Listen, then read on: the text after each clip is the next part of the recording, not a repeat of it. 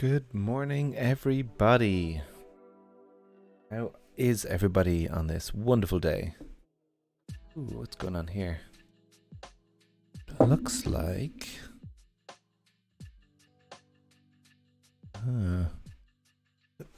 looks like my overlay is wrapping a little bit.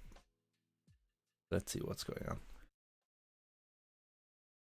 Docs template. I'm just going to remove the word field guide from that. That won't wrap quite as much. What do we think? Does that look okay?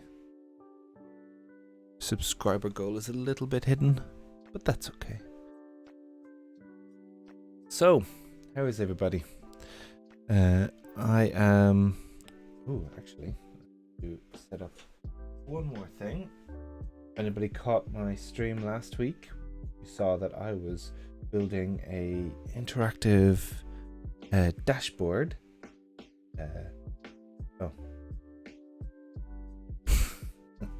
I noticed I've got a bug in my dashboard. Oh, actually, hold on. I can fix it. Let me have a look real quick. I know this isn't what we're going to work on today. Previous task item.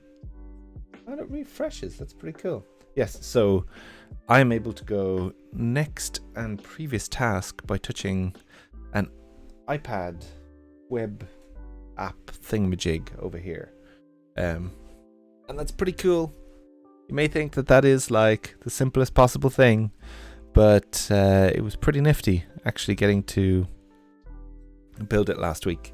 I'm pretty sure that it is the VOD will be up on YouTube. I'll double check after this stream to make sure it got uploaded correctly. But yeah, so if anybody wants to follow along on my overlay development fun, then that would be good. As our to-do item says, to-do list says today, we are mostly working on our Ember CLI addon-docs migrator again this week. Sorry if I sound a bit nasally. I've been perpetually having colds since my eldest went to creche for the first time this year. So, fun times. So, anywho, the thing I'm showing on my screen right now is a very empty ECAD migrator, which stands for Ember CLI addon-docs migrator. But that's okay because we actually have a bunch of work that we were in the middle of. And essentially what we're doing here is we're working on this Ember phone input, which happens to be an open source project that I was doing a tiny bit of work on a little while ago. And I'm just trying to get it to work and like hit a bug, fix it, hit a bug, fix it, etc. So the key thing here is that let's give a quick recap for anybody who missed the rest of this series. Ember CLI addon-docs is a thing that we have in the Ember community that, you know, it was good while it lasted, but it has some serious problems, such as like awful SEO. But yeah, it's pretty nifty. Look at that, you know, pretty cool. But yeah, bad SEO. If you look at the source of any page, this is what you get. You get a strange single page apps for GitHub pages hack, and it's a 404, so it's very strange. I don't like it. So what we're doing is we're migrating it over to field guide. Field guide.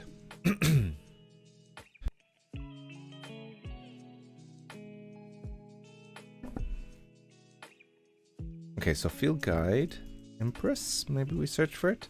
There we go, Empress field guide. That's better. So, you know, obviously it doesn't look as flash and fancy. This is kind of like a minimal template. But one of the things you'll notice is that if you open the source, it's got actual HTML in it. Shock horror. 2021, and we're using actual HTML to build web apps. I jest. But the thing that we're working on today is, let's see if I can run. Let me see. ECAD migrator. If I do, oh, is it yarn? Let me check. Boop, boop. Yarn start. These all a bit bigger.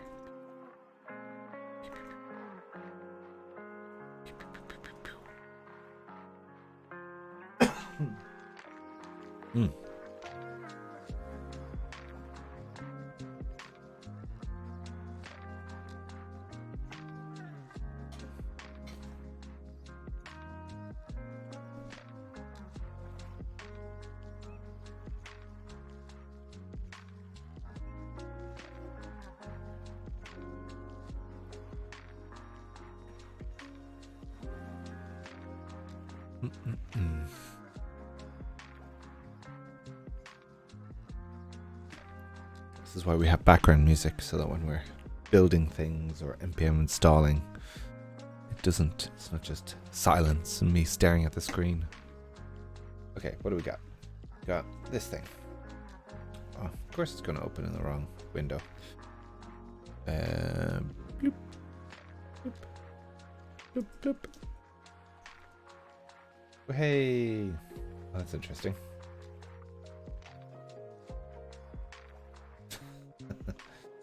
That must have been what we were working on last time.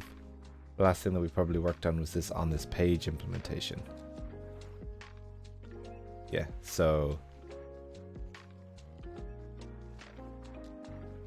yeah, there's still a bit of work to do here. But essentially, the idea is that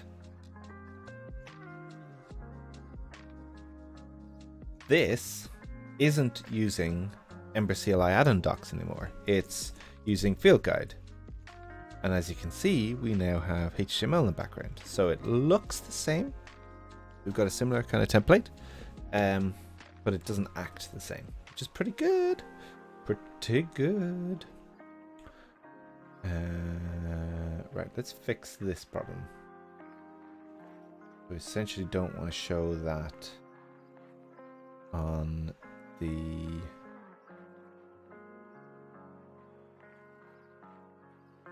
hello Min the Me, welcome. I guess we already have something for the left nav. Oh, I am still on introduction. I did demo the button already today. Unlocked. Ooh. Oh, look at that. So good. I did actually fix my dashboard this morning as well. The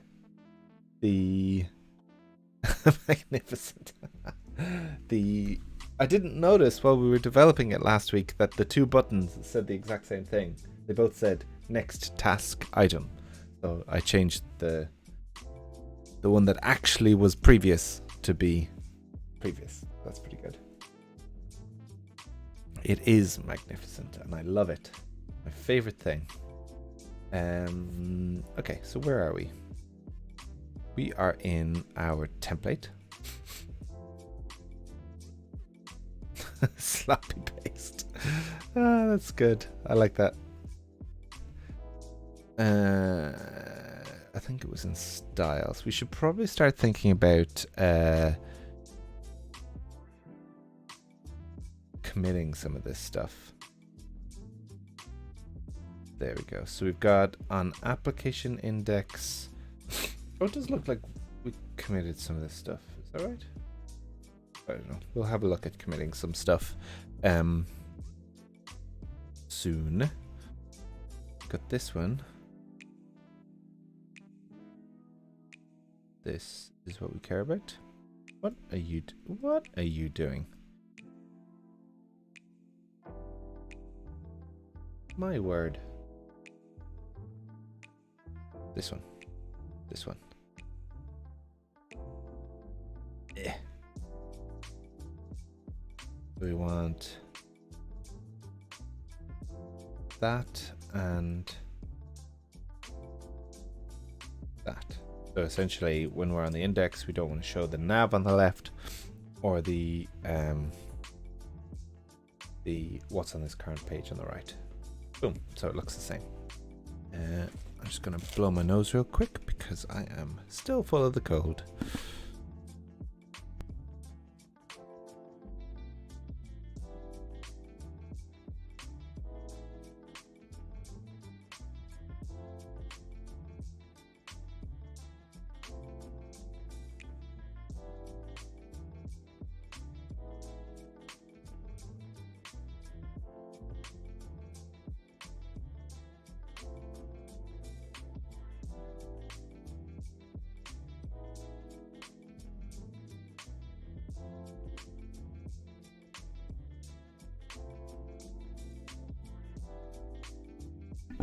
Ooh, that was an experience. I definitely have to mute myself when I do that because I actually sound like a trumpet when I blow my nose.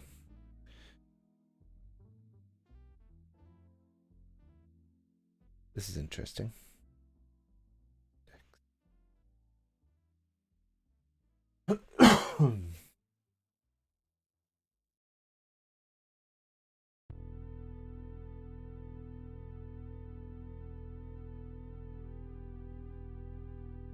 Docs, isn't it?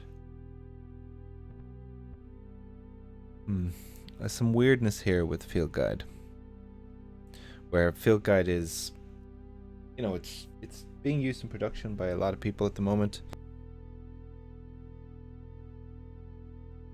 Woo! But it's got some issues because it needs a bit of love. I'm kind of seeing some of those issues now when I'm trying to equate the implementation. So was it Ember phone input?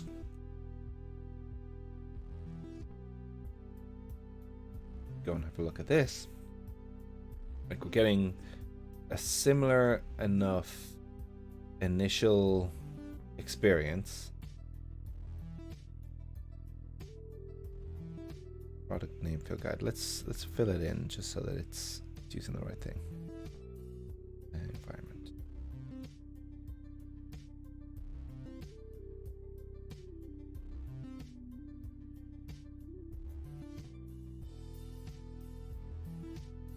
The change.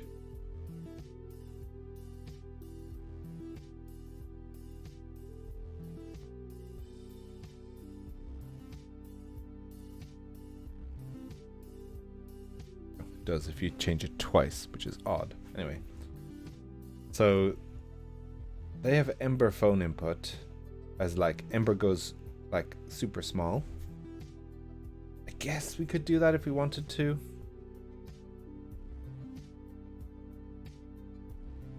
And then we have this thing that you can do, which is not documented very well in field guide, which is like tagline or something. How do I look? How do I find that? My personal website. Another thing I was working on recently. That's something. A talk. Empress blog Casper template. No. Into the future. No. Ember get config. No. Oh, we'll have it here, I think. Ember style guide. Tests dummy config environment. It's gonna be like a tagline. Yeah, tagline. Name tagline that.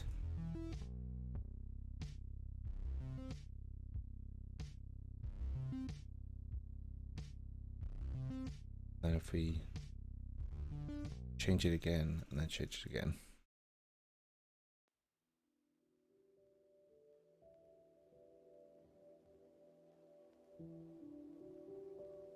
Boom. So we're getting phone to input, validate, submit phone numbers, read the docs.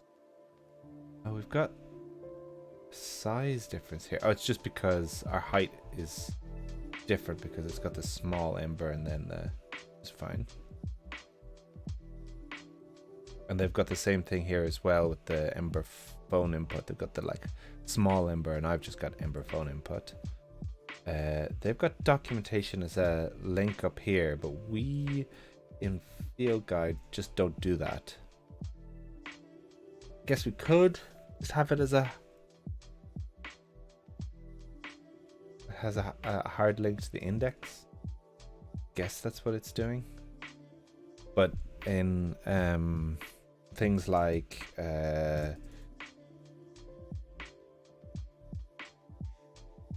not really a very good example. Maybe Empress blog. Yeah. So in other in the me looks great. I would not change the size of Ember. Yeah, that's one of those things. I saw a YouTube video, feels like 1,000 years ago.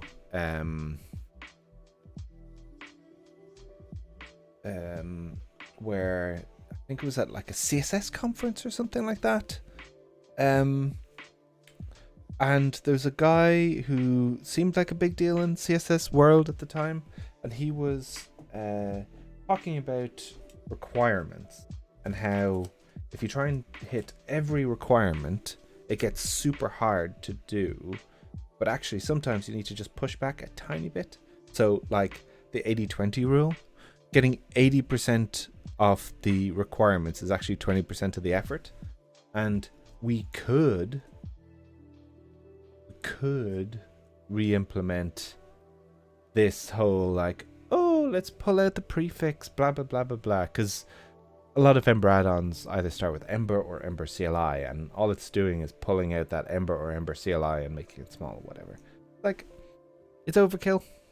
You know, what does that actually benefit? The name of this thing is Ember phone input. And it's actually confusing as well. Like, you look at this and it's like, phone input. Let's search for phone input. But that's not the name. The name is Ember phone input. In fact, I'll probably change that to this.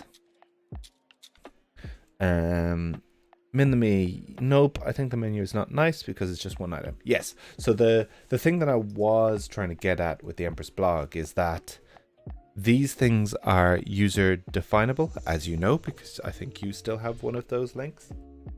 And like they're user definable in the config bit that refers to the Empress blog thing. Like you'd have like menu items, whatever. But that config isn't a thing at the moment with field guide. So if we wanted to do that, if we wanted to allow for people to add those back in, we would need to add a feature to field guide, which I guess isn't a problem. I don't see the benefit of it. And I would wonder, like, actually, can we do this? Is this a thing? If we go, excuse me, to Ember CLI addon-docs, and we have a look at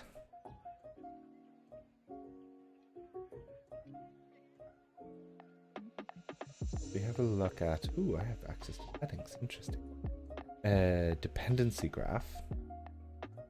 Have a look at dependents.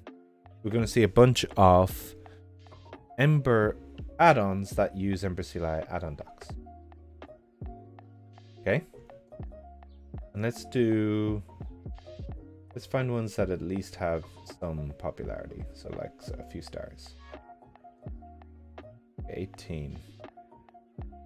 Ember medium editor. Ooh, I don't know what that is. Ember Foxy Forms, that sounds cool. Ember Place Autocomplete. Ember Hi-Fi, ooh, that sounds interesting. EmberEngines.com, very fancy.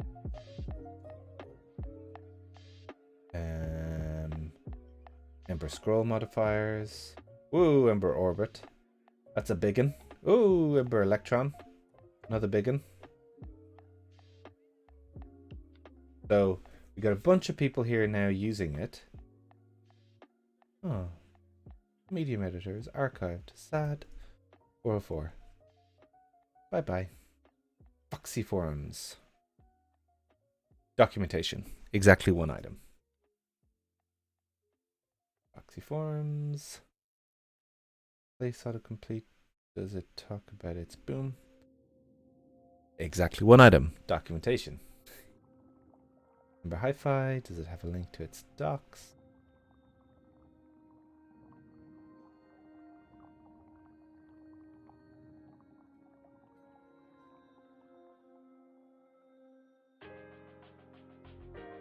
Doesn't seem to have a links.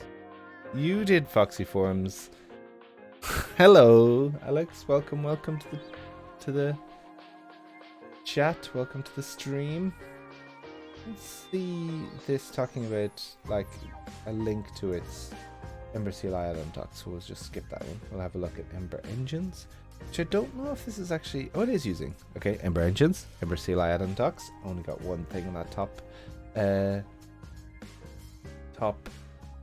nav. Ember scroll modifiers. Documentation, only one thing. I think we're seeing a pattern. Orbit.js. Orbit, do we have a docs? Docs.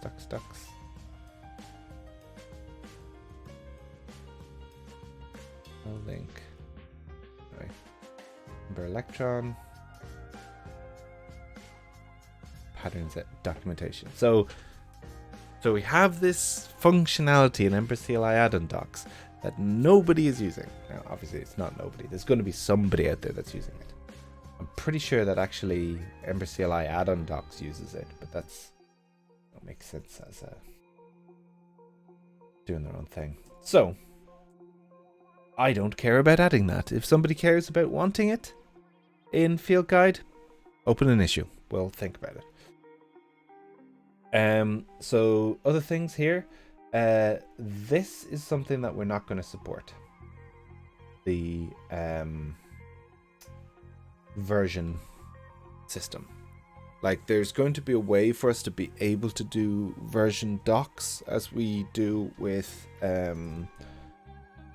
guides, which is also another Empress project. Like, you have versions, but it's like a much simpler implementation than what the monstrosity that this thing is. This is like using strange Git specific GitHub somethings. Yeah, it's not fun. But this is one that I care about. We don't currently have search in field guide. And that one, this right now. If we go to guides, I did a whole implementation of search for powered by Algolia for Guide Maker, which is what the guides are implemented in. That's great. But the search in Ember CLI addon-docs is not using a third-party tool.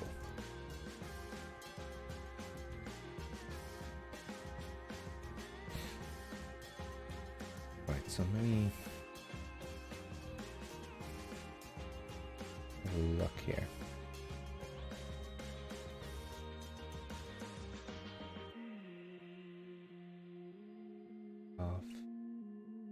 So we have a broccoli search indexer.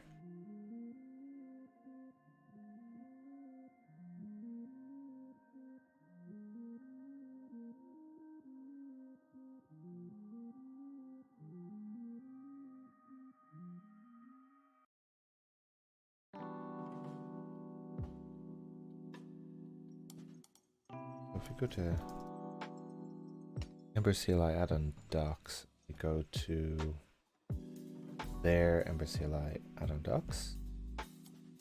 Getting really meta. and we look for search index.json.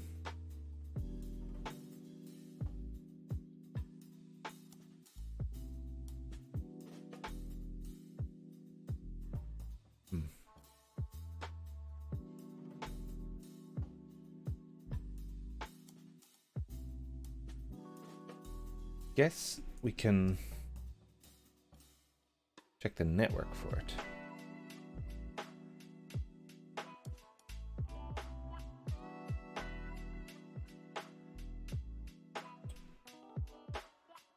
Where was I wrong?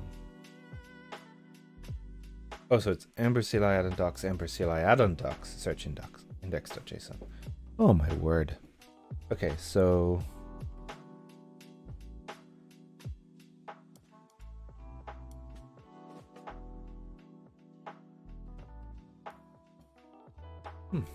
this is interesting. I don't necessarily see all that many smarts here. Search index, libroccoli search indexer. I wonder if it's using like some sort of third-party library to do like a local search index. Oh, okay. We've got our first Pomodoro is finished. Let's go to just chatting. Zoom. And 5 minutes on the clock. Time to take a break. So, I always start my stream with a hi everybody, how are you doing? But like, it's almost guaranteed that there's nobody at the stream at that time because like I've just tweeted and I'm like, I give people 60 seconds to join the Twitch stream before I start like yabbering on about stuff. So maybe I should not say hello at the beginning and say here in our first break. Hello everybody, and how is everybody? How are you all doing this morning? Let's have a look at who's actually in the chat. Some people that I recognize. We've got our resident VIP, Min the Me. We've got a founder. Oh yes, of course. You're recovering from a cold as well. God, I swear, after this whole lockdown, the colds are like so much stronger this time around. Actually, I might turn down that music. It seems a tiny bit loud. We'll just drop it in here and go like this. What do we think? That might be a bit better. Yeah, so still recovering, I think, is going to be our word of the moment for the entire winter, which is slightly terrifying, but that's fine. So yeah, so we've got our, what is a founder? 1 month sub. Oh yes, because you subbed last time in the me, and then we've got Alex with it, a 2 month sub. Again, thanks everybody for subbing. It really, I really appreciate it. It's not necessary. This is all free content, but I do really appreciate it. I should have subbed for 6 months. Yeah, so this is an interesting one. I think you have subbed for 6 months, but I think the way that works in terms of Twitch is that you will automatically resub every month. So you don't get to be like a 6 month subscriber now. In 6 months you'll be a 6 month subscriber. And I think there's a whole thing where the longer you are a sub, I can give you different badges, sub badges.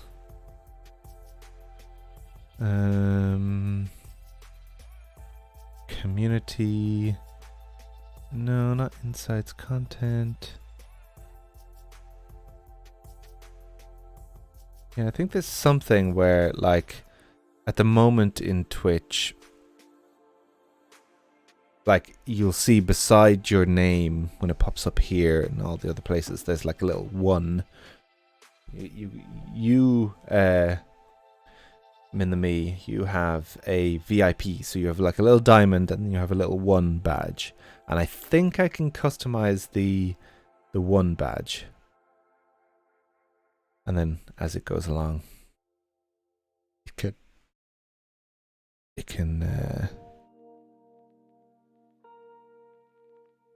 get better and better. But I just don't know where that is. It's such a complicated setup.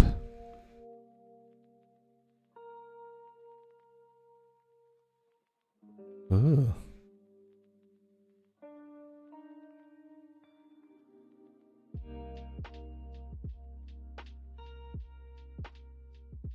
Well, that's interesting. So here's a question, Min the Me and Alex, if you're still there with us. I know it's late where you are. Did you get a pre-roll advert when you joined my stream? Because I'm just looking at the dashboard here, and apparently if I ran ads, you didn't get one. Interesting. But yeah, so if I ran ads during my stream, it disables the ones at the pre-roll. But if you didn't get pre-roll, then why would I run ads? Because you've subbed. Yeah, of course, you don't get any ads. Right, let's get back to this programming. Zoom. Okay. So you used to get them last week. Interesting. What have we got? Ooh, here we go. That looks like a thing.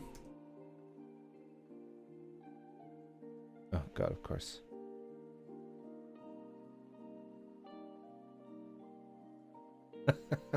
Where is that? That's a great name. Lunar. A bit like solar, but much smaller and not as bright. That's brilliant. Search made simple. So it is using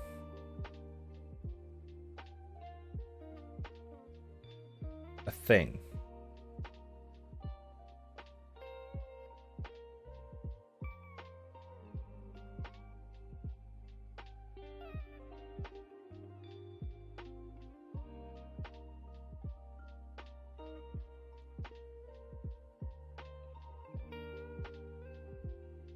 Oh my word, look at that. I don't know if you can even see that because I haven't zoomed in. But really grey and really, really small text. Oh my word.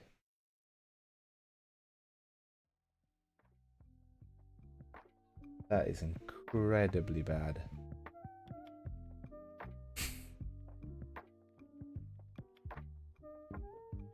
Okay. So I think what we have here is that we have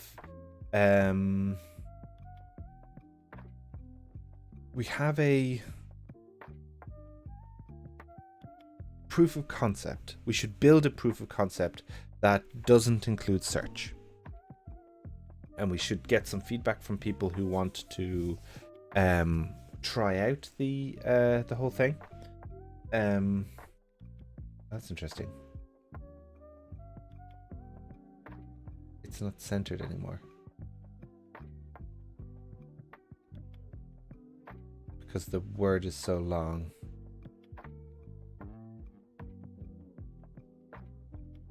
It's what?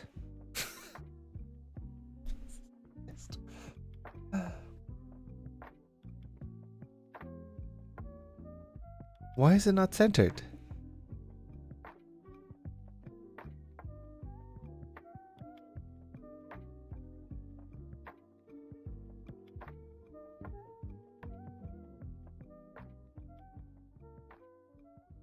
I don't even like. It's just there's so much tailwind here. That makes me sad. Yeah, but like, how do I make it so that it's a centered? Like I want it can overflow, but it should overflow evenly on both sides. Is that even a thing? I don't. I can't. Oh, do I care? I do kind of care because it's first impressions. Damn it. Yeah, we can look into that after the stream. Okay. Anyway, so what I'm going to do is Empress field guide. Ooh, somebody's trying to contact me on something else. Right. So what I'm going to do is I'm going to create an issue. Ooh.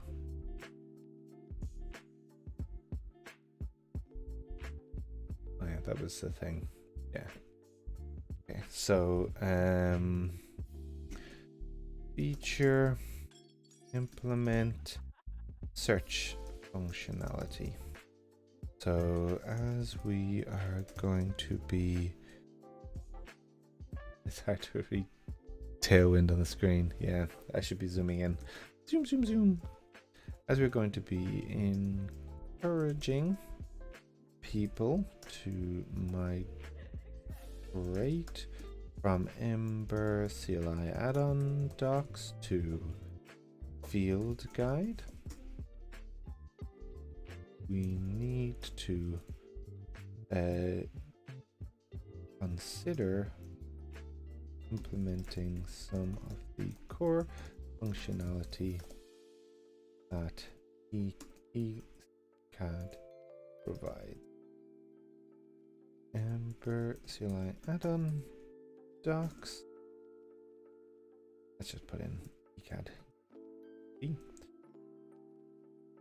ECAD provides a search implementation using Lunar that builds an index build time and a search interface in the app. We should consider implementing something similar that migrate without losing functionality. Thank you for correcting me there. Perfect. Boom. I'm gonna just chuck a node help wanted on there. Attention is needed. What? What does that even mean? Okay. Cool.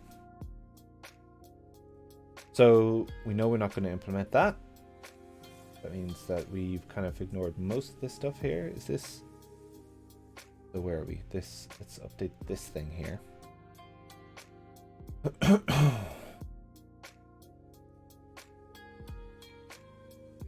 Title. What is title? Oh, interesting. So this is going to be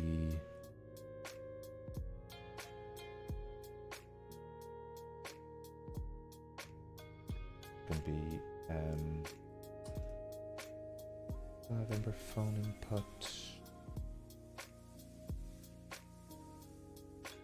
Put that in here. That then behaves the way that we expect it to. This is complaining about fix. Replace blah with blah. No. I'm also trying to extra tab it in. Yeah. Cool. That's going to the same place. For a footer on this page, read the docs. Oh, that's interesting. I thought this was a bug that I was doing, where this sidebar doesn't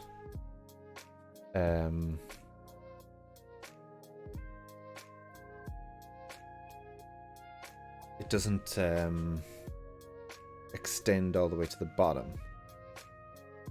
I know there's like a fix for that. If I go to guide maker,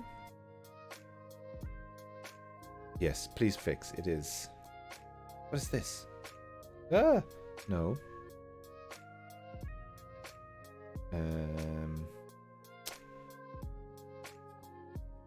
Link to the demo.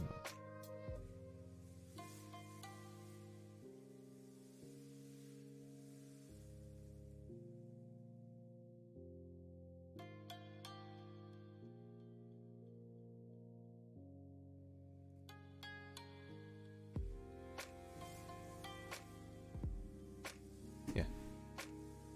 Put that as a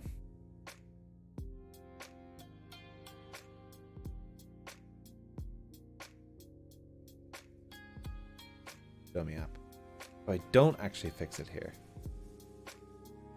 I fix this in something, but I don't know which one I fix it in. The Ember template?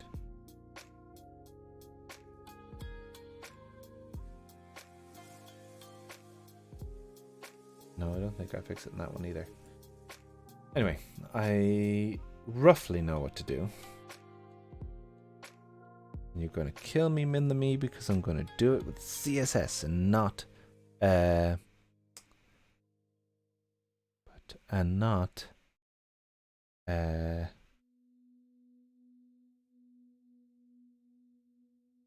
what's it called? The silly thing that I don't like. Body. So I want, oh, that's interesting. Ah, damn. Okay, so we've got a header. We've got a body. We've got a docs viewer. We'll have a margin top. Field guide. Yeah, I'm not the only one who's not using Tailwind.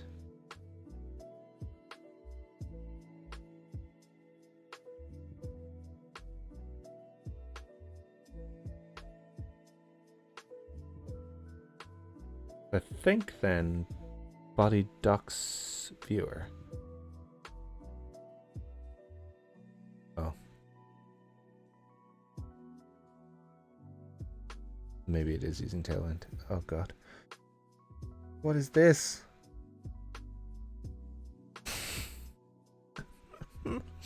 Oh, please zoom in a bit in the browser. Boom, boom. Boom, boom, boom, boom. So the key thing, well, it's interesting because actually I want to zoom out in the browser a bit, but actually, you know what I'll do? I'll pop this out so we get to see in full glory. Get a little bit off to the side there. How's that? A bit better? Aha. So the idea here is that I want this thing to have like a min height.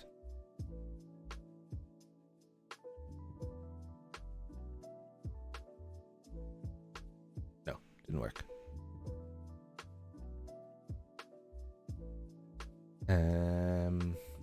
Is that because that's padding or something at the bottom?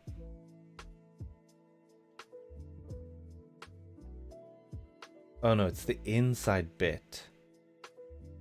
Ah, because this is display flex.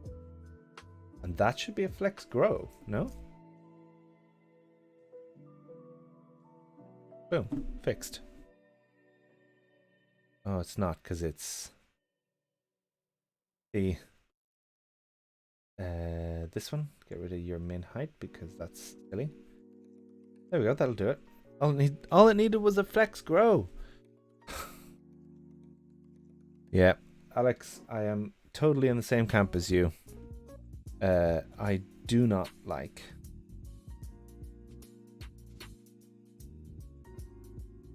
poops.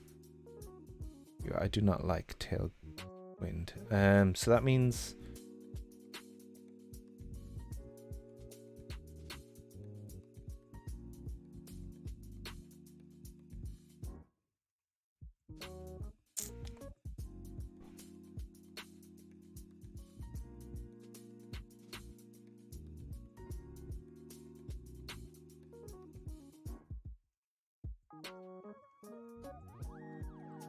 don't know if I'm going to be able to search for this because I don't think it will be. Oh, it will be. So I assume you can just do that if it's Tailwind. Is that how it works?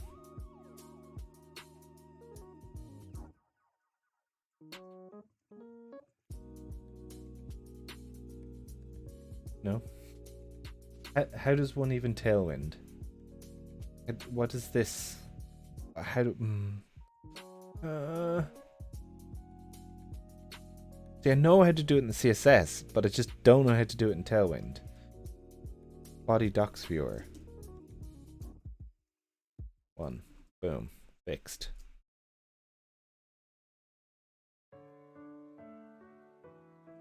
Oh, but it's not docs viewer that it needs to be. The thing inside docs viewer.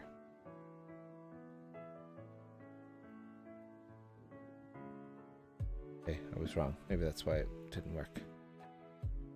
Location. This one.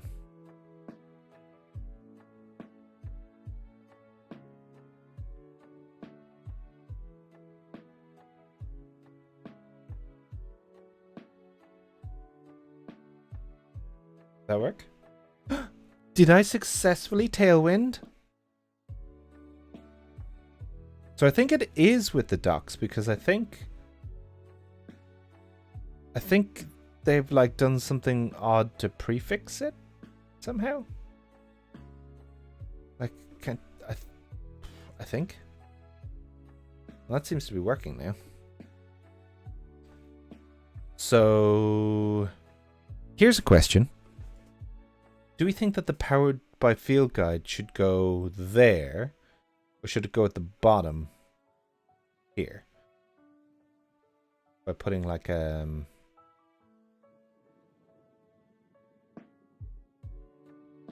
bottom. Okay, let's do that. So yeah, so we're not doing table contents there. We're doing it. Guess then X nav is this left one.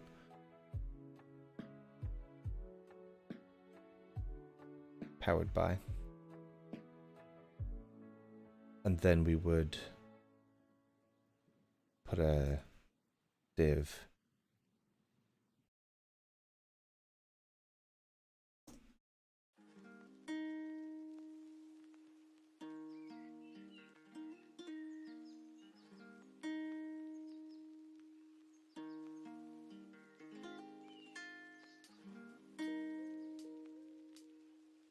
This is a flex. Be a flex.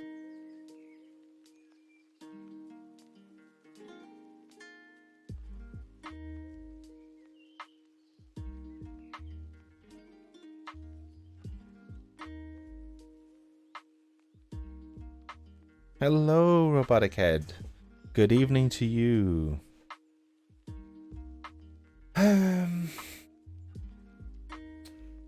I don't think this is Flexman to me.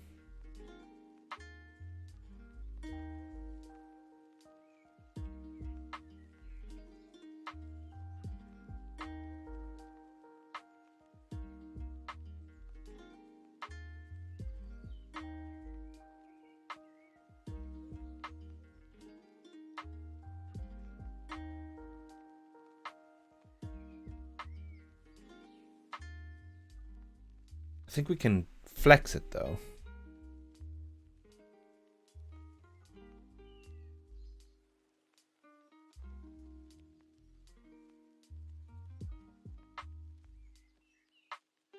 Basic. Oh, I'm in the wrong thing. I'm flexing the wrong thing. The in bit that needs to be. Oh no, I did flex the right thing. You want the nav list to have.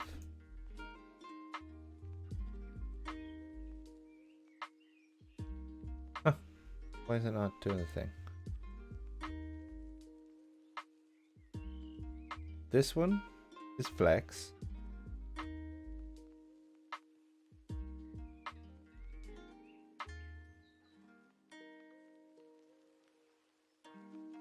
Is it just that I don't have enough height defined somewhere? Oh.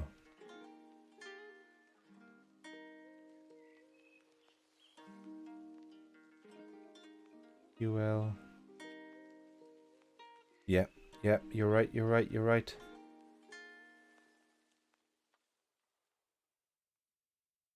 Yeah, but see, this is the thing. It's not filling. Yeah, I agree with not needing the space there, but the problem is that it's not filling the space. So like, it should have like a min height. Nope, min height. And then it works, but it should be like calc that minus the top bit.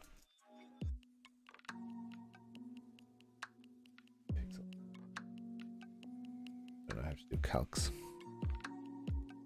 So the nav above it is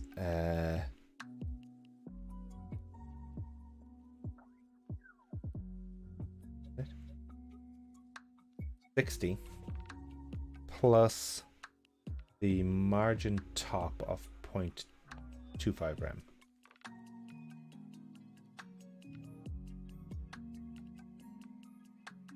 But that 60 is not defined.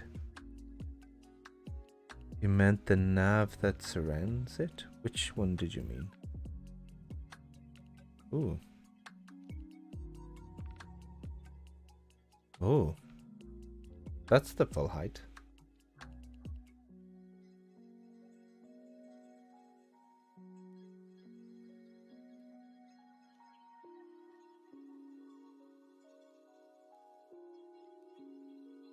Position sticky.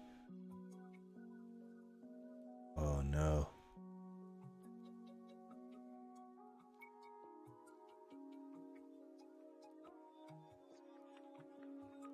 Oh god.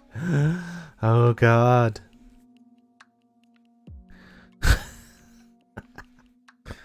Oh, pain.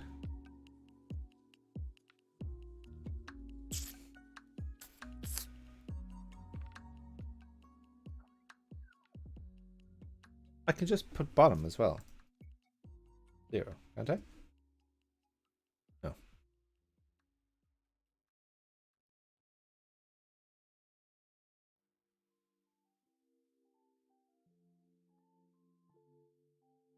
But I don't know what's making it that tall.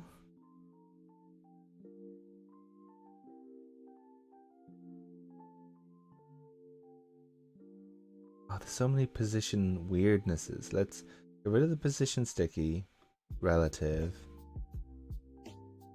absolute.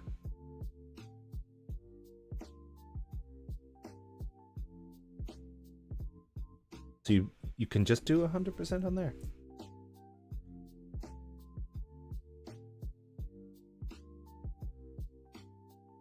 Oh, did work.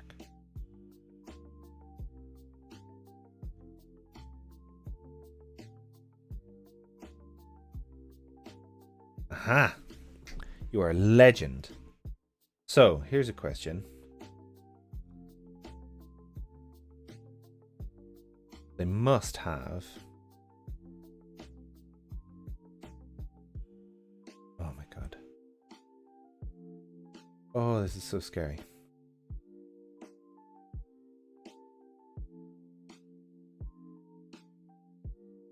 Everything's gonna go bye-bye. Oh, remove the spacer. Yes, you're right. Bye-bye, spacer.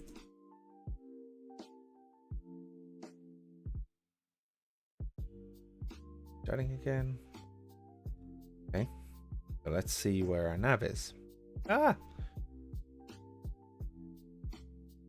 So this one. Oh, I need to get rid of all this weird app. So this is the weird thing. Like,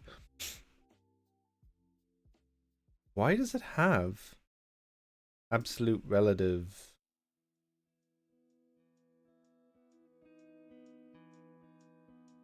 Why does it have all that stuff?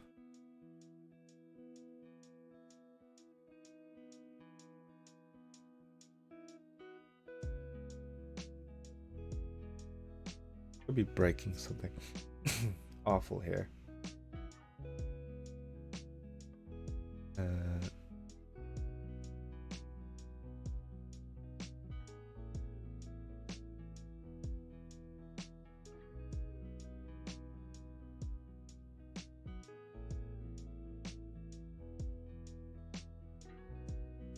Don't know if that it has a width, a height, 100%. So there's a width 90%. There's not a height 90% or 100%.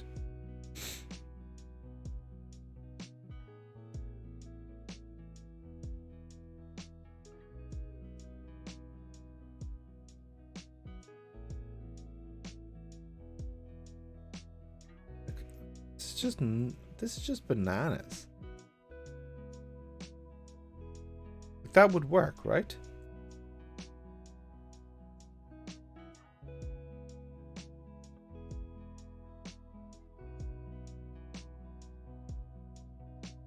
Oh, H full. Yeah, nice and discoverable there, Tailwind. Sorry, I really don't like Tailwind.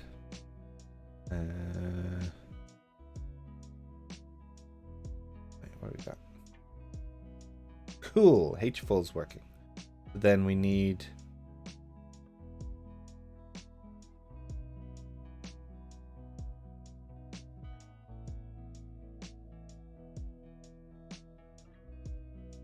this one, or is it the next one in? No, it's not this one. The next one in that we need the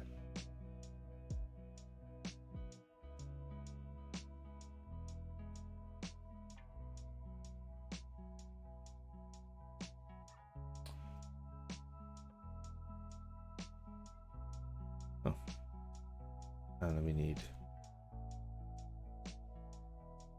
boom. So now the question is, how do we write that in Tailwind? This is just gross.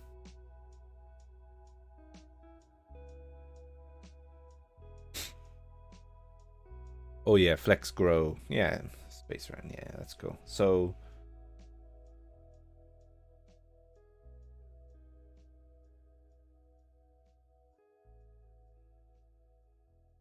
oh, if media is mobile, there's a button.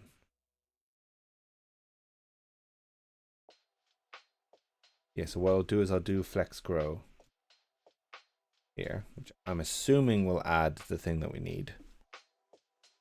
And then docs. Oh, docs flex. I assume there'll be like some way to do like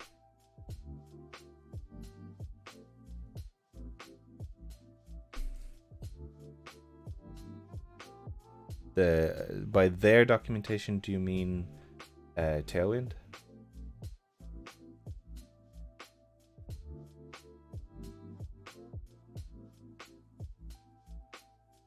Yep, so I should go to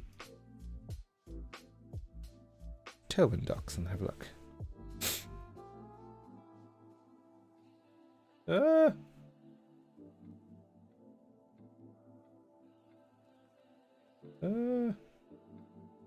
Search for anything.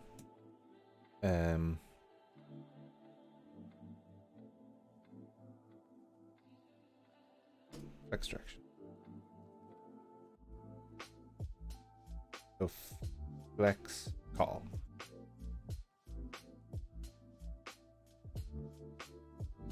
We need docs flex and docs flex call. Why?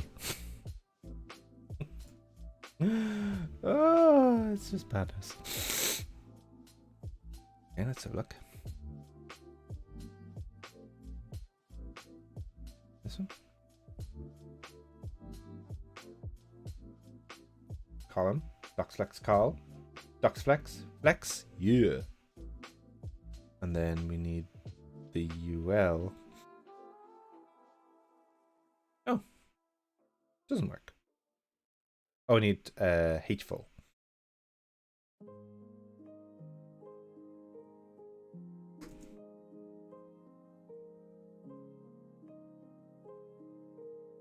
Yeah. Yeah, buddy. Oh. Right. So I'm going to go back to just chatting. Zoom. So here's an interesting thing. I wonder if I can get myself like a true what's it called? Stream Deck experience by being able to expand my little dashboard. Ooh. I don't know if you can see that. Remember my little dashboard that we built last week? Next item, previous item. I wonder if I could add swap to just chatting, or like picking particular scenes, the OBS scenes. I don't know if that's like a thing. Is there an OBS API? Hey, Dragonblood, welcome. Good to see you. So we're having fun with Tailwind today. I say fun. I'm not sure I'm having fun. Tailwind is so bad. No, I give it a hard time, but I just... Oh, hey, Gonzalo. How are you? Welcome. Oh no, you love Tailwind. So, let me explain. The thing that I don't like about it is that it's a little bit hard to be discoverable. And it's like this whole mess into your template. Ooh, resub. Thank you, Dragonblood. Thanks for the resub for 5 months. Yikes. Currently on a 1-month streak. Thanks again, Dragonblood. You are a legend. Oh, there's a WebSocket. It's because I've already got WebSockets in my little dashboard. Oh. Let me just mute myself real quick and blow my nose.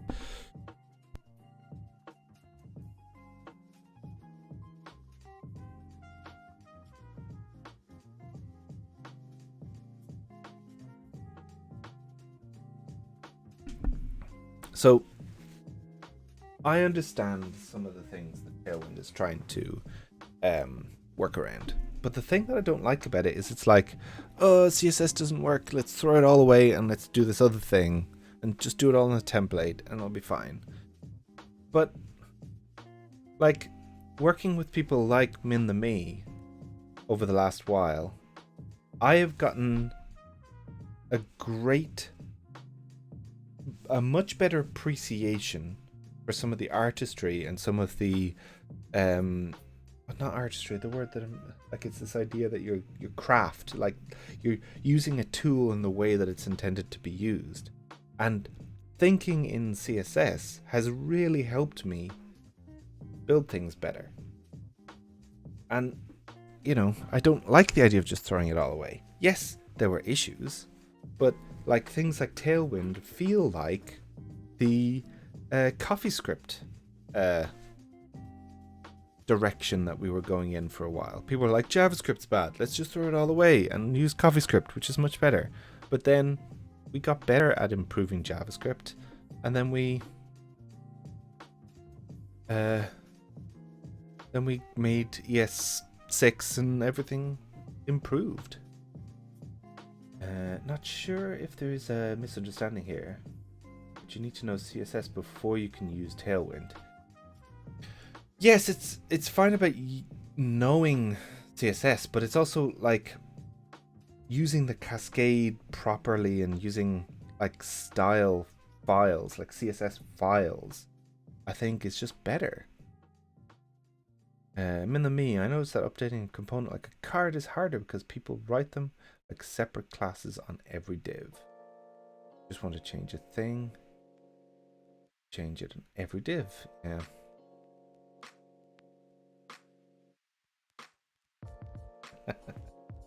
CoffeeScript. I refused to learn CoffeeScript because I was like, no, this is bad. Stop doing it. And then, like, I know it's just a tiny little change off JavaScript, but I just couldn't do it. I just couldn't do it.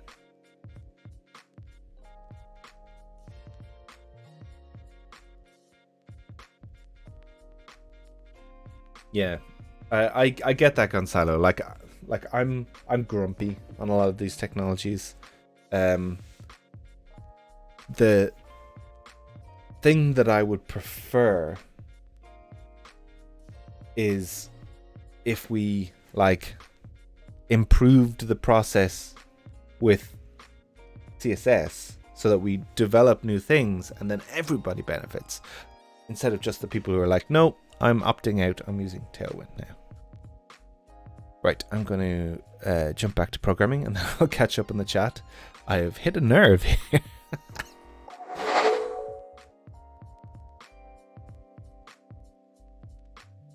TypeScript. TypeScript is the same thing. Don't get me started complaining about TypeScript.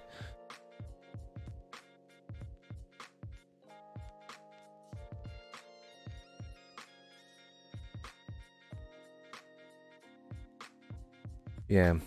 Atomic CSS scoped.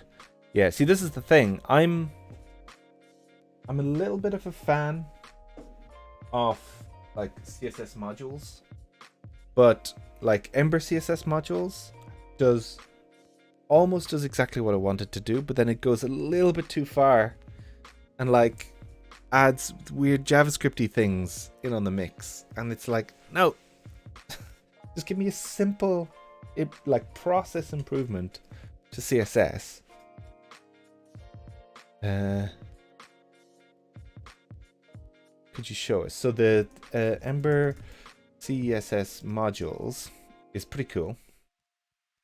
There's a few problems with it from the kind of wider do this just with like the wider implementation thing, like it messes with your build systems, etc. But anyway, so like CSS modules, you do this local class in your component, and then this thing can never leak out into different scope. It's pretty small. If this add-on only did that, I would be recommending it and using it like everywhere, 100%. But then it does like a bunch of other stuff. Composes.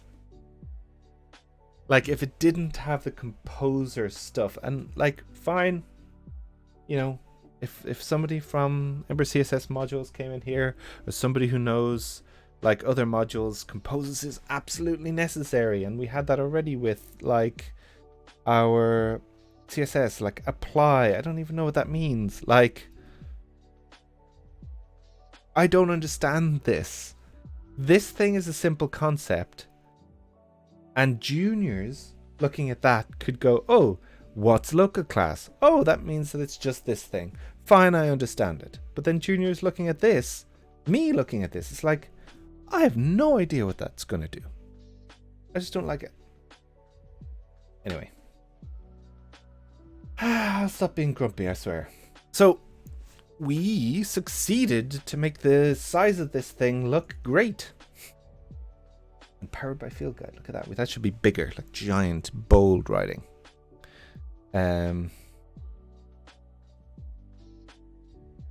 Yeah, so another issue I don't like it, Gonzalo. The file is .css and the syntax is not CSS.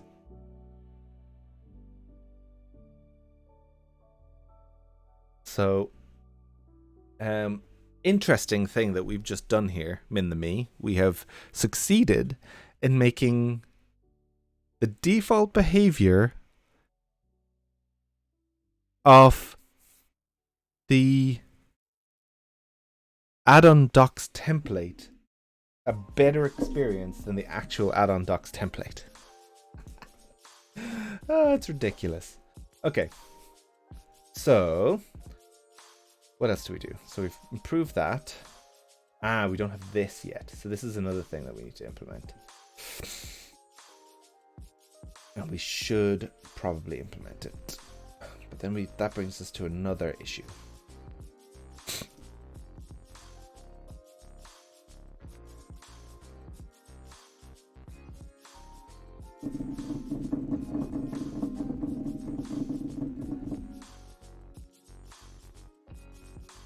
So, oh, what? Why is it not showing it as?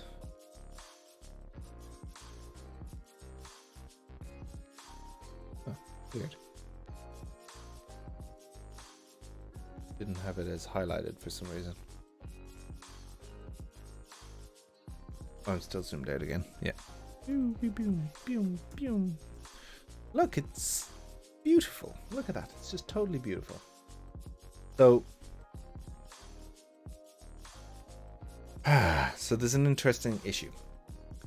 So these sidebars in the old way of doing it were completely manual. Like, do I have the diff?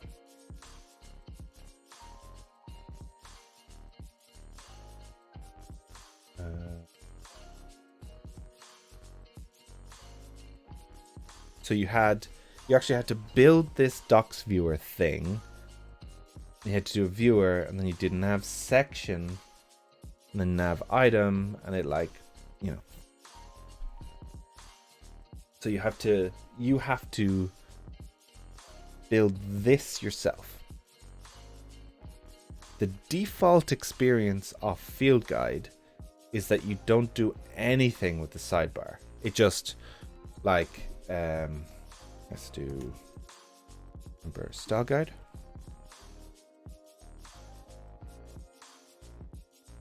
Hey Stan, welcome to the chat. It's your first time chat. It's cool that it tells me that. I don't know if it shows that for you. So what actually? Oh, and we've got our Captain Skydiver as well. Welcome everybody. This is turning into being a right old party. This is great.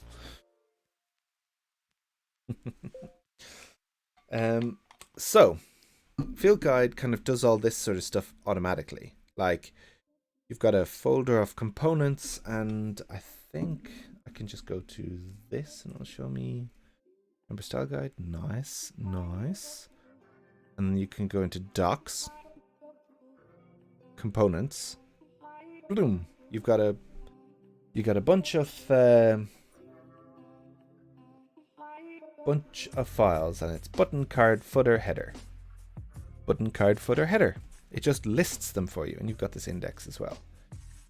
So it's really nifty for quickly building things like components, but it doesn't allow you to specify the order of your table of contents, because it's just based on file name. Now, this is a situation that has been fixed elsewhere, where we excuse me, we have different ways of doing this thing in different Empress products. So Empress products that we know about: GuideMaker, so guides.emberjs.com. So we have a sidebar here that has very specific order. Core concepts, we need to start with concepts, then routing, then services, then Ember data, then blah. And then when you go into concepts, it has to start with templates or HTML. Like, you can't have T like under here somewhere because it's alphabetized. So what that looks like is that 100% of the table of contents in GuideMaker is explicit in a pages YAML. Like, if it doesn't show up in the pages YAML, it doesn't, like, it won't show up. Like, you can have a markdown in a folder that just won't show up because you don't have anything there. You don't have anything pointing at it, which is, you know, it's a thing. How much of a thing? Not sure. Like, I don't know if that's good, that's bad. Like, we discussed this what feels like 1,000 years ago, that we couldn't do it any other way for the guides. As I said already, style guide works differently because we just want to, you know, we want to put in files, and it's like, usually it's a list of components and stuff. Like, it's, you know, the thing, it's fine, you know. But then there's actually another Empress project.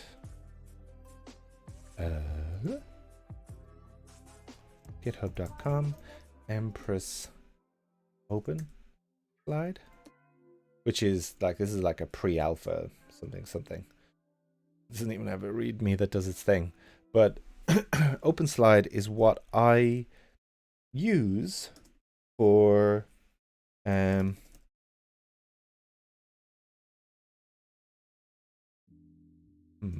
let's have a look.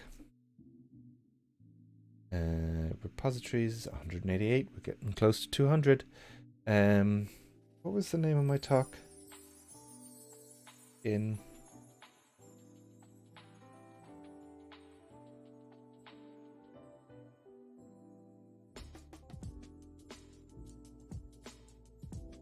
Universal Design System. Here we go. Oh, God.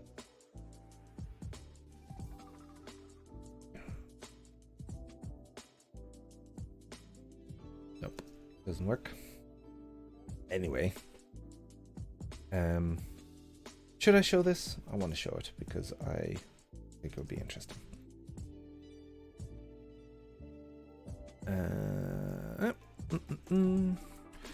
Get presentations. Ooh, gonna work. What do we think?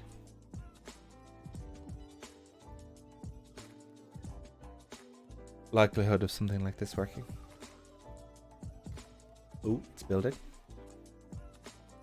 So Empress is like a loosely coupled bunch of applications or projects or products or whatever you want to call it that all work in slightly similar ways.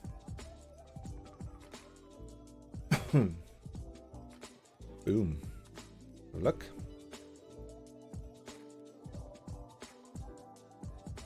Boom.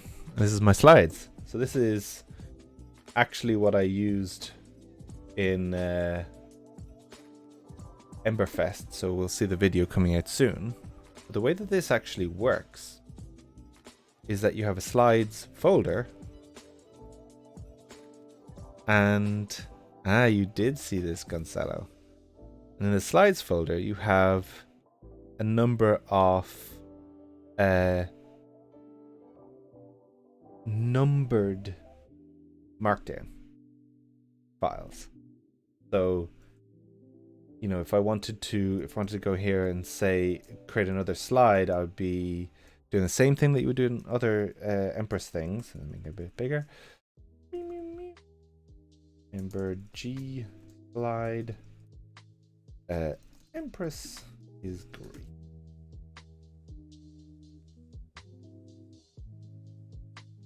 And it has a little bit of code in there to go and check what the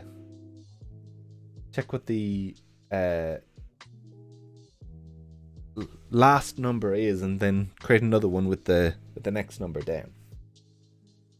And essentially this is like a little bit of a hack, because if we automatically put things in an order based on their names, prefixing with 00 and then a number or whatever, you know, these are alphanumerically sorted in the right order.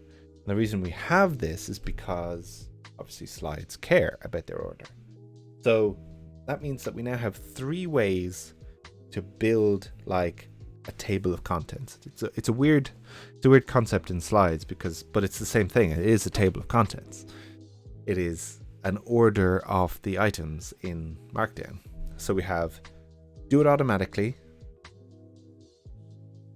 just alphanumeric. Well, actually, it's technically only 2 then, because having this prefix thing. No, it's not technically only 2, because. Oh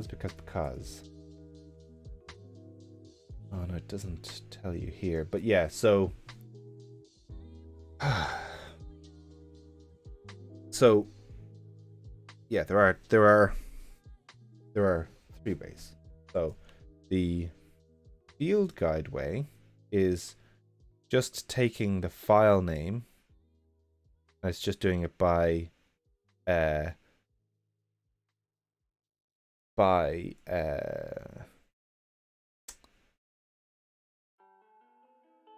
their sort order.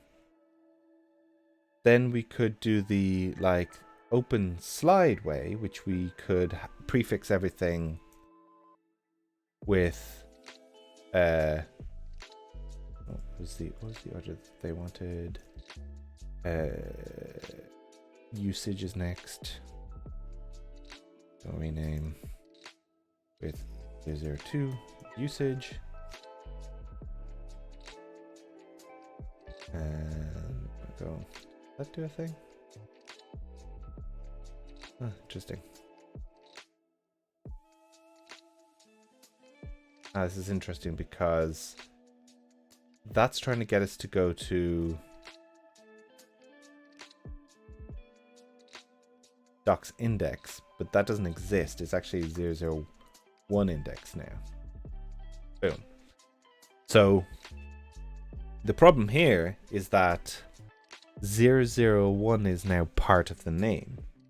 What we would want in this scenario is if you prefixed with a number like that, we would leave the file on disk as 001, but have the ID in here and here as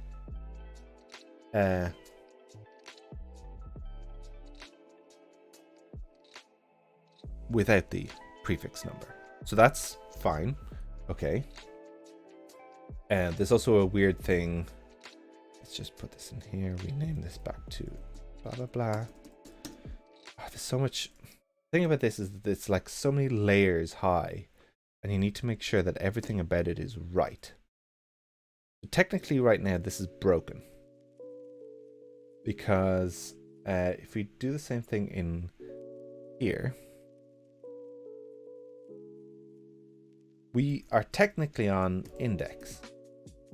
If we go to index, it redirects us to components. But if you look, we're actually editing release components index MD. So essentially what this means is that you should always have, every folder should have an index, that MD, and then going to the bare folder should always show the index. And this is good for like SEO, etc. So like going to docs should show the docs index. Or anyway, and then going to this one should show action handling. So it should be just /docs, goes to index, and then action handling or whatever. But if you go into index, it should redirect you to. Anywho, so that's one thing. The second thing here is that because it's only loading file names in here, you'll notice lazy loading the scripts. Lazy loading. If you go to lazy loading the scripts, it goes to docs lazy loading. But we can't give it an extra name here. So if we want to have something else in the table of contents than what is in the then what is the file name, then we have to we have to give some way of actually changing that. And again, going back to Guide Maker, if you want to have full control, having a pages YAML is quite useful because you can have the URL. Let's go down here. You can have the URL to be index and the actual title to be something different. There we go. That's the explanation. This is where we get into a complicated situation because currently Field Guide only supports the automatic file name only implementation. And I had a long conversation with, I'm pretty sure it might have been Captain Skydiver about this a long time ago. And it's like, what's the right way to do it? How should we always do this, etc., etc. But I think the answer is the right way to do this is all of the things. Like what we really need is we need a way that you can opt into using something like this, the table of contents YAML, the pages YAML, but then have like a components folder that does automatic. The right way is the working way. Well, the right way out of the options is have all of the options work. So the idea is that all Empress products should support all methods. So the table of contents implementation should be similar across all Empress. Anyway, so essentially we're at an impasse now where, like, for us to continue and make this actually look the way that it wants to look, that's adding new functionality to Empress, to Field Guide. And I don't think that is the, I don't think that's the, ooh, what's that? New follow. Nicola Art Studio. Welcome, Nicola Art Studio. Good to have you. Yeah, so I'm not going to implement that today because we won't get it done in an hour. And it's technically not what our hey, first time chat. Nice. So it's not what we're going to do today, because we're working on the addon-docs template and then the EmberCLI addon-docs migrator. Okay, so we've done a lot of work on the addon-docs template. It's, you know, there's probably a bunch more work to do. Ooh, my day is going very well, Nicola Art Studio. I'm assuming your name is Nicola. Okay, and we have a contribution. We have a contribution from Dragonblood to the Dragonblood is contributing to build something from front end mentor in Ember challenge. Ooh, oh wow, that's getting very close to being completed.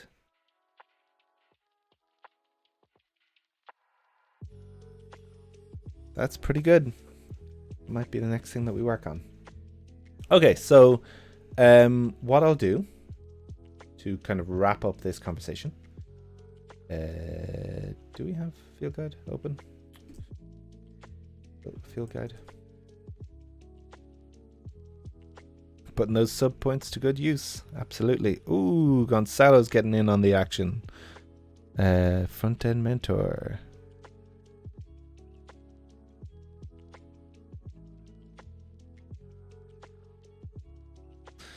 Lox is doing it too. This is great. What's the target here? It's 15,000. God, we're almost there. So let's go in and create another issue. Feature. Oh, hello, hello. Crustibato? I know that that's going to be a French pronunciation. Crustibato? Is that good enough? Or do I have to? Is there going to be a Crustibato? Is Baptiste? Welcome, welcome. Good to see you. Oh, I miss you guys. Feature add.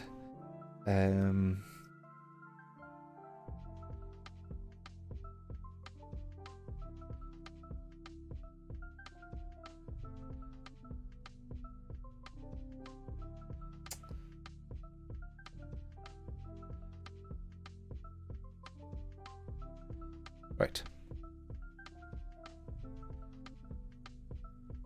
Wow, okay, we've got people in from Serbia. Pretty cool. I love that we have like a full representation in you pronounce Krusty Batu. Krusty Batu.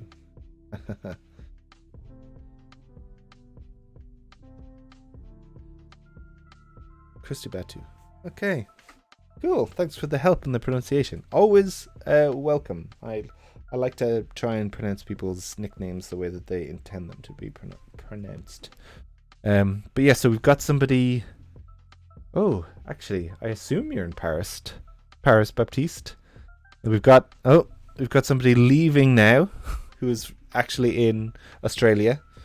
Got somebody in Portugal. I know that we've got somebody in Vancouver as well. I'm assuming that that's where you are. What else have we got? Gonzalo's London. This is great. We've got at least 2 Netherlands, Dutch. You have so many names for your country. Which is it? The Netherlands. You are Dutch from the Netherlands.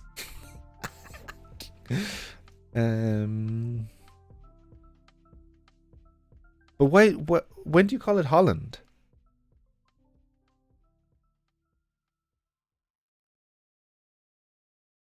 Is it ever called Holland? Do you ever call it Holland yourselves? Okay, so I'm. You don't. Interesting. Right, I'm going to go to just chatting because we've run out of time, and then I'm going to.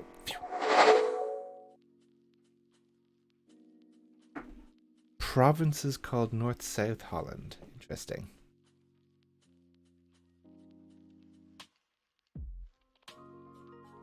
That's interesting. But yeah, this is a good representation. It's interesting because I'd love. Do you know what I would love? I would love to have some sort of like overlay thing somewhere on the screen that showed like what countries people were joining in from.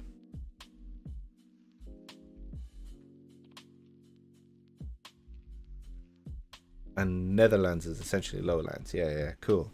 Lowlands, yeah. Like, such a small country. Let's fix that. Let's just take it back from the sea. I need that land. It's mine now. Oh yeah, payback. Yeah. You're gonna have to give us the German version as well. Captain Skydiver. Since you are... I know you speak German.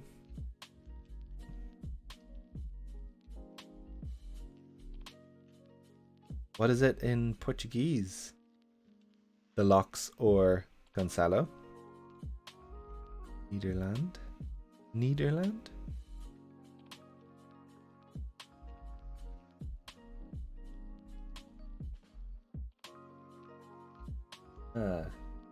So, like, I'm not even going to try and pronounce that because that's probably something really, really hard to pronounce in Portuguese. Is it like Pashish? Patches? Something? I'm so sorry. I'm not very good at pronunciation. Paish? Locks will probably make fun of me now for giving that an attempt. But yeah, so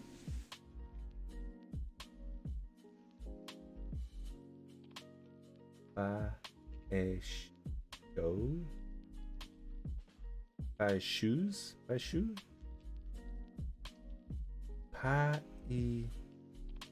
Dej. Shoes.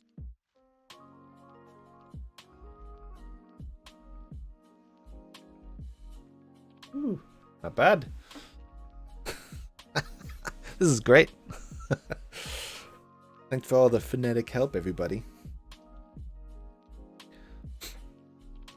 I love this kind of, like, this is one of the things. It's a weird feeling being from Ireland. New variant on just chatting things, Chris pronouncing things. I'll have to start dropping in some Irish in here and see what you all would pronounce them as, but I can't hear you, so it doesn't work. But yeah, so it's odd for me being from Ireland in Europe, because like Europe is all about different countries, different languages or whatever, but Ireland is native English speakers. But learn Irish with Chris. That would be a very bad time, because I'm very bad at Irish, as most Irish people are. There are some people who are very good. Learning Irish alongside Chris, 100% locks. That would be exactly what it would be.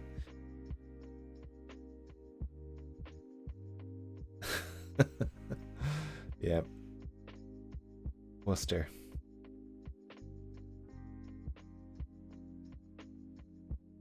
Miscellaneous? Is that hard? Is that a hard one to pronounce? Miscellaneous?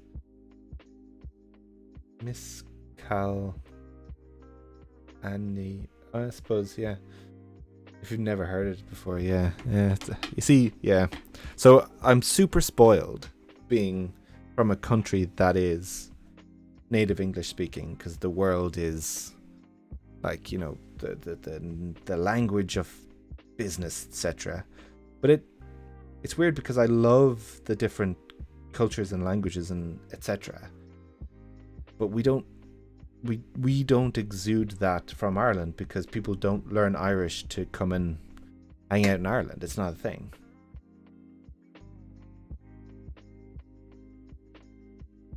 But yeah, it's weird. And then there's all that history as well, which we'll not talk about. But yeah, us Irish people are very pro-Europe, which is pretty good. Yeah, borrowed words, aka stolen words. Okay, let's go back to programming.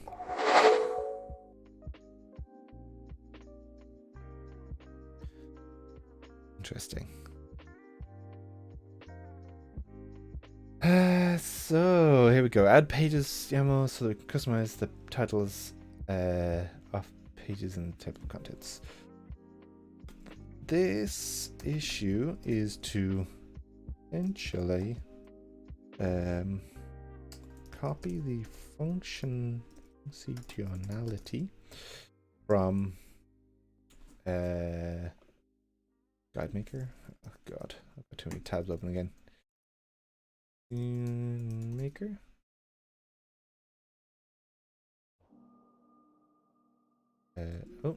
GitHub.com and press GuideMaker.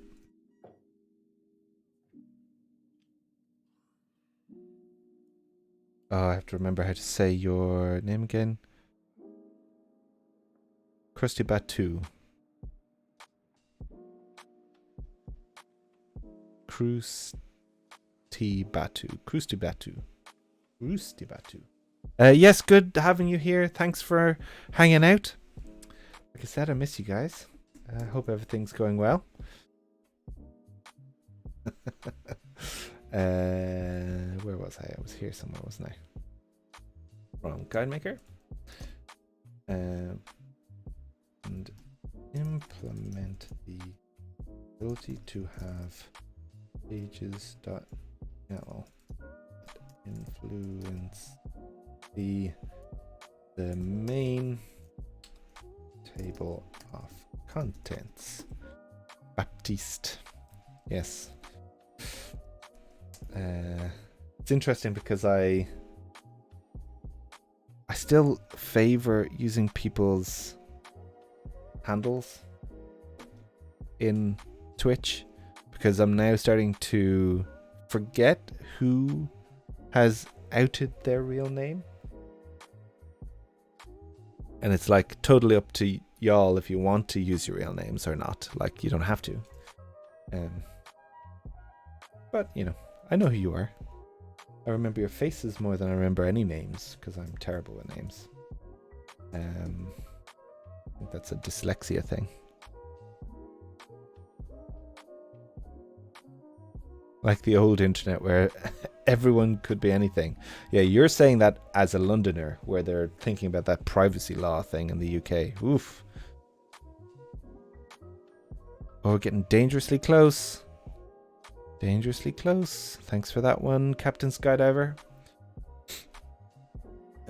This implementation should work lightly. You're leaving for France soon. Yes, I remember you saying that. Yeah. Welcome back to Europe. Actual Europe. It should work slightly different from Guide Maker because we still would like the automatic, the ability.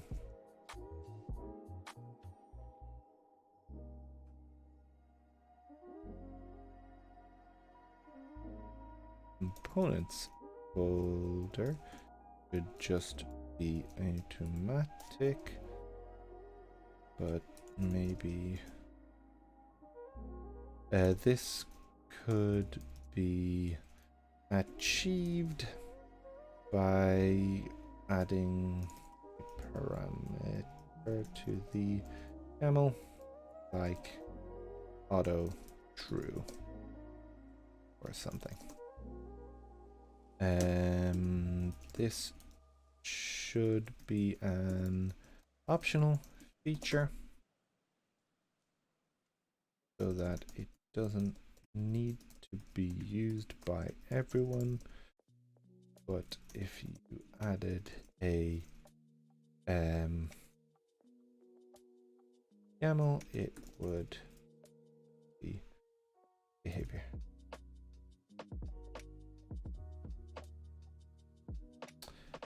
Cool. So that's our pages conversation done.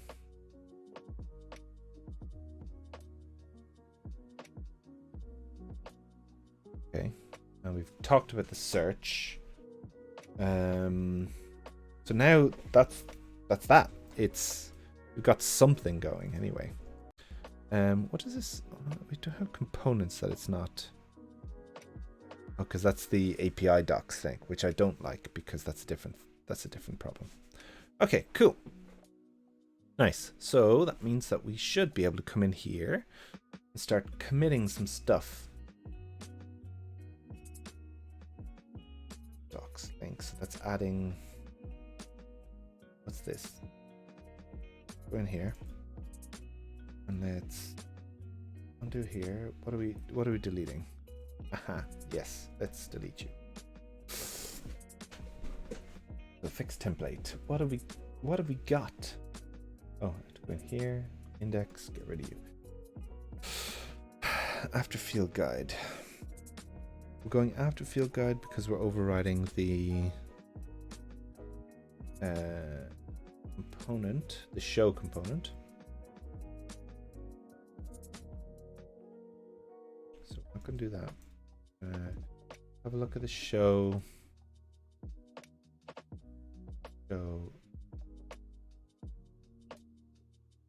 Add-on templates. Show.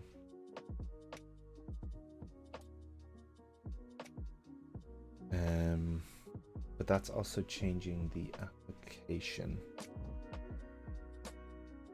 But this is to support the in.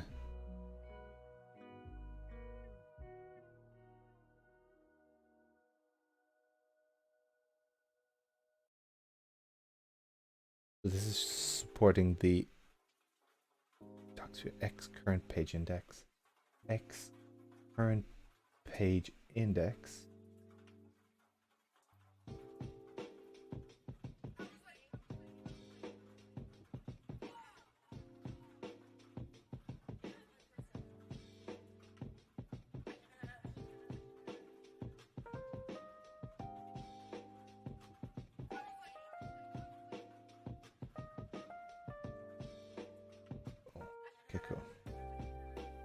Okay, so that is implement the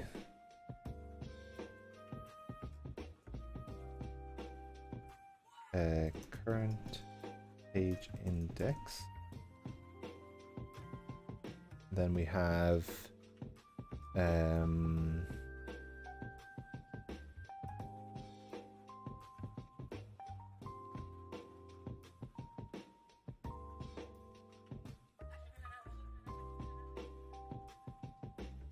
shouldn't be using that docs link, but at least we're not going to break people who are. And then, oh, what was this? Ah, damn. That is in the wrong place. Okay, you're heading off, Min the Me. Thanks for hanging out, and as ever, saving my bum with the CSS stuff because you're awesome.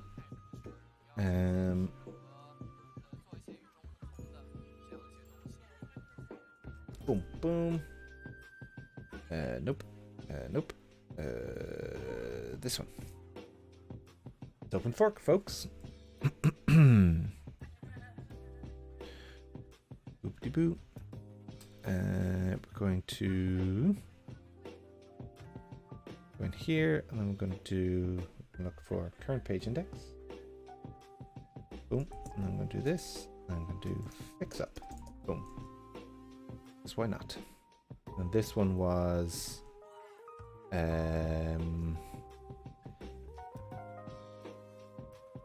fix min height issue.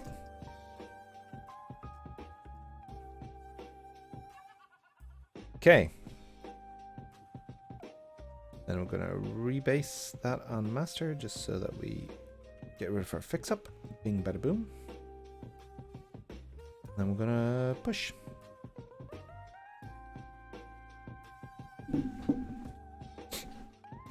And I'm going to have a quick look at... Oh, that looks so good.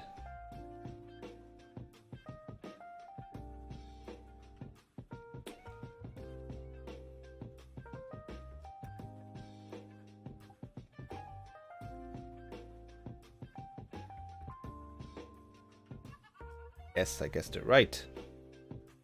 Boom.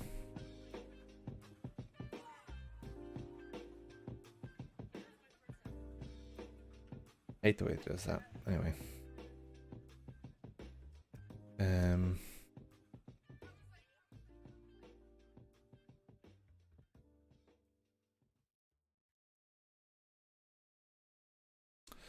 This PR fixes a bunch of issues that we discovered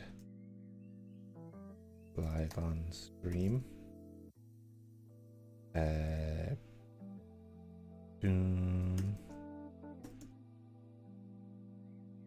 HTTPS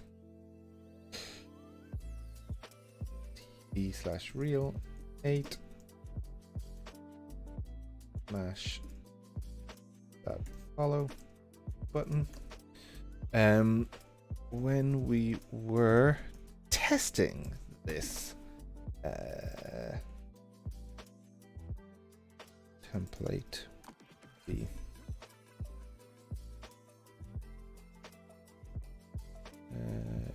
against real life migration of EmberJS addon-docs. I should probably split each of the commits into their own PRs, but we are still, come on, in pre-alpha phase. Didn't think it. Right. The question is, does this actually build a preview for us?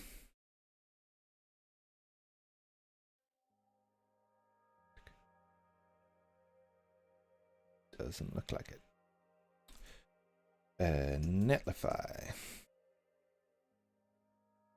What was that?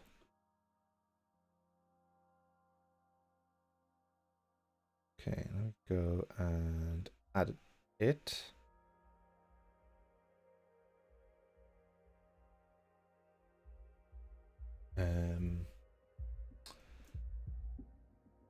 Field guide add-on.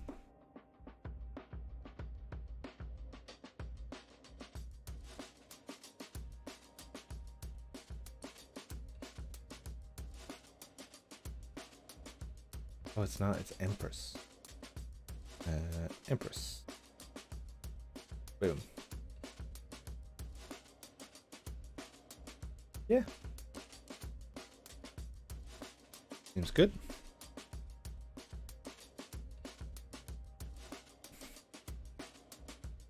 But I don't know. See, this is the thing. I don't know if it's...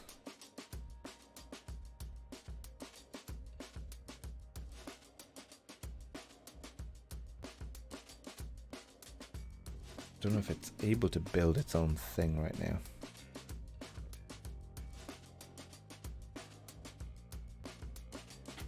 Oh. Watchman. Damn you, Watchman.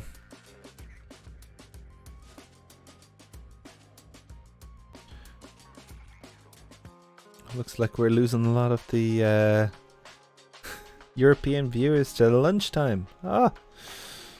It's not even lunchtime here yet, being in Ireland. Awkward time zones.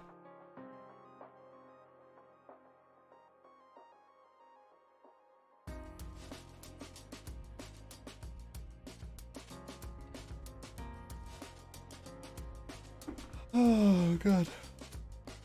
Oh.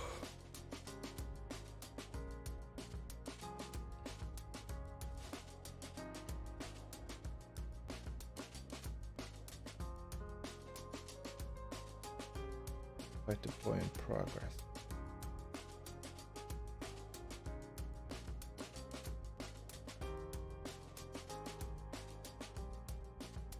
Whoa, NPM version 8.1. Cool. V16, yeah. Cool. Awesome. Hopefully it works. Oh.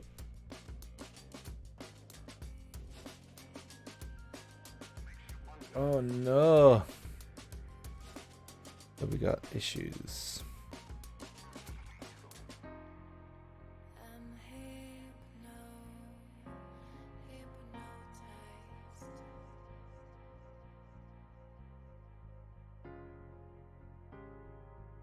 Not find. Okay.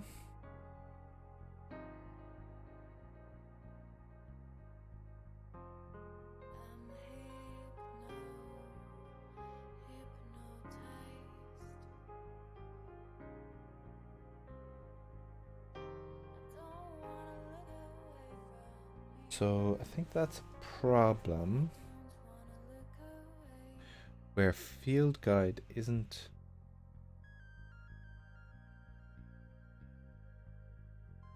Oh, it doesn't make sense though. Field guide must have.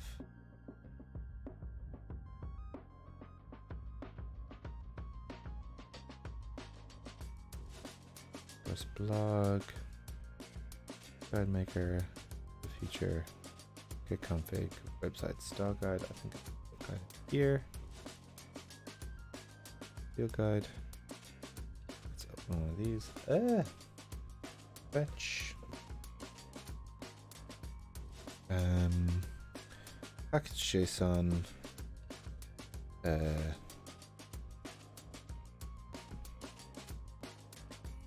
Ember meta.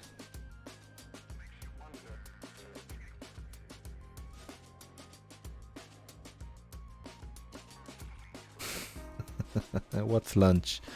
Lunch. Snacking in the afternoon. Oh, snacking is the best.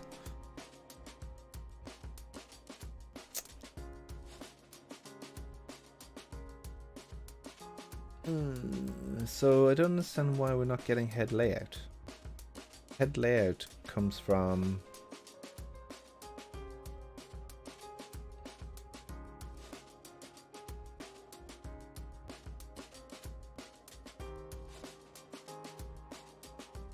Also, what?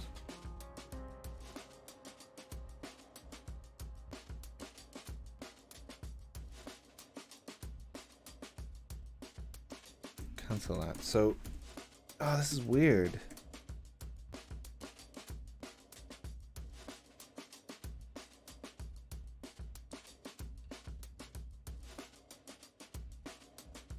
Field guide 1.4. Maybe I have an old field guide.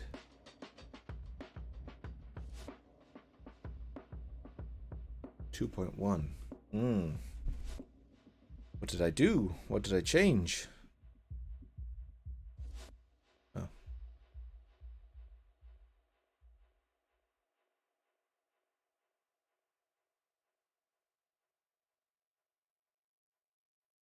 Full metadata implementation. I didn't add metadata implementation until 1.6. That'll be it. npm I field guide at the latest. Cool. I'm getting all relaxed here, lying back on my custom Ember chair.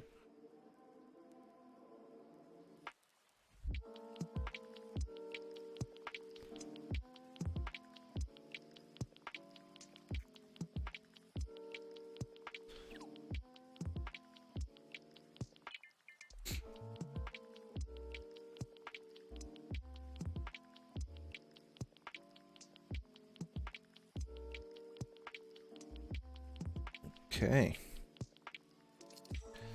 that'll do it. And then we had a different problem. So we had this problem, which is a node problem.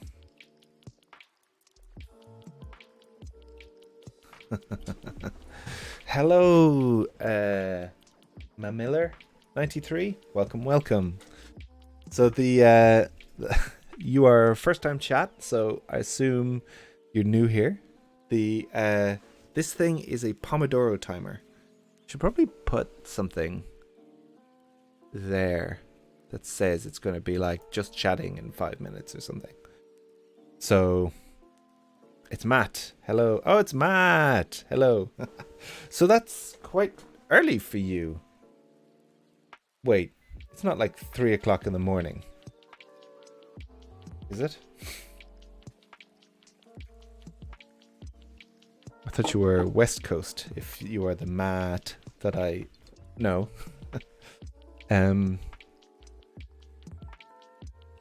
But yeah, so we do Pomodoro timing. So I'm working away for 25 minutes and then do 5-minute just chatting breaks.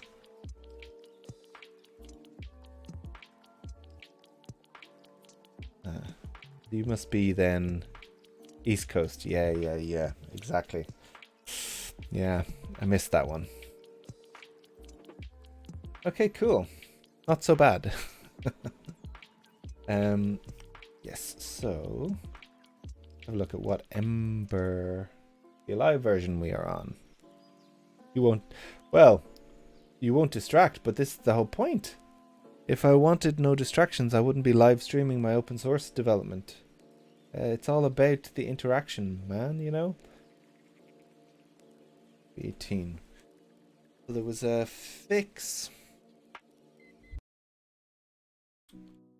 somewhere.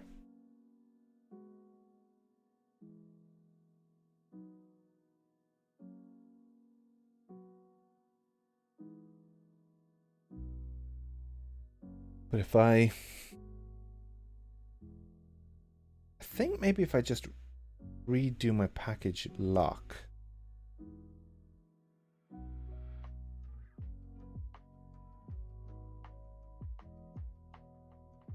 It might fix Netlify.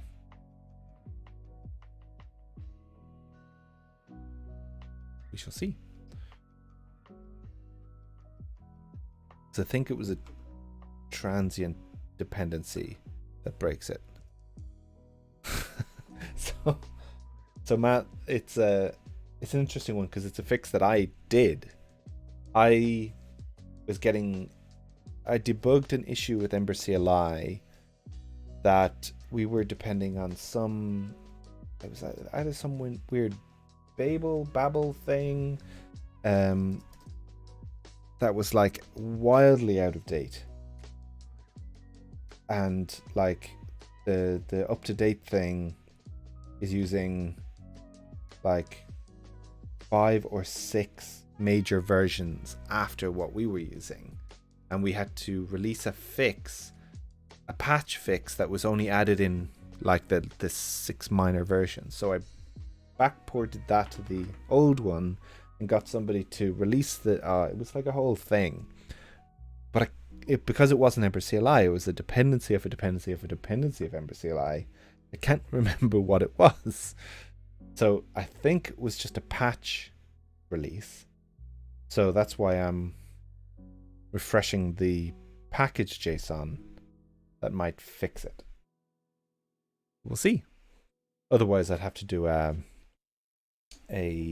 Ember CLI update on this, which shouldn't be a problem. We'll see. We shall see. Sorry. Oh, what did I do? Did I use a gesture to move? 2-finger gesture moves between tabs on my terminal. I just learned that right now. That's pretty good.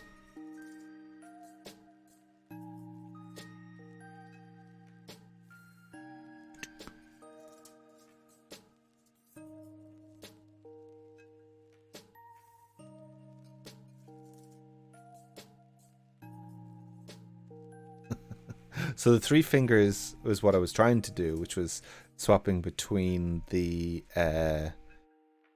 oh wow, what is this? Hello, Wimpy's World. Raiding with a party of 34. This is pretty cool. Welcome, welcome to the raiders. Why didn't I get a notification that there was a raid? Good morning, good morning. How was your stream? Was it good? Surprise raid. Oh god. This is also probably the most viewers I've ever had at once then, if you're coming with a party of 34. What were you doing on your stream? Welcome, welcome. 2 more and I'll hit 50. Wow. I must be on the first page of programming now because of this raid.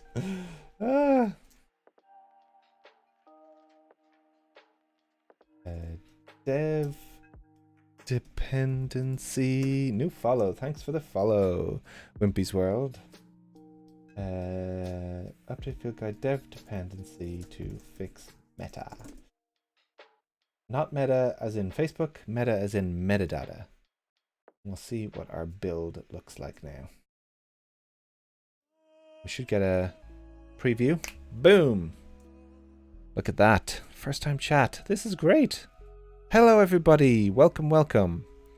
For those of you who are new here, I tend to do a lot of EmberJS development, and I am working on a migration system that like updates people from Ember CLI addon-docs, which if you're in the Ember world is, you know, it's a pretty standard thing that a lot of us know about.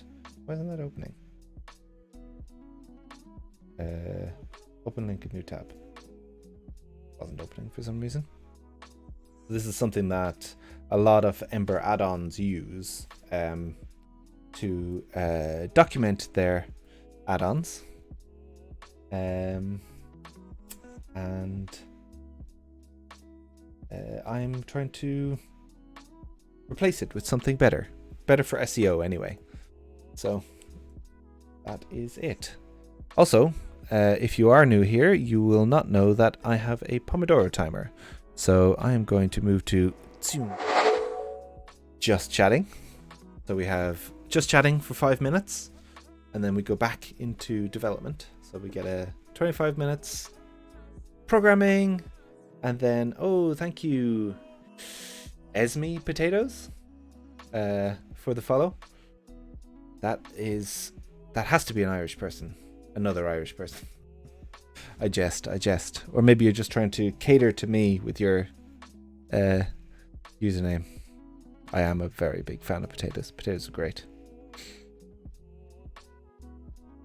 Yes, well, so again, if you're not familiar with Ember, an Ember add-on is like a fancy NPM package.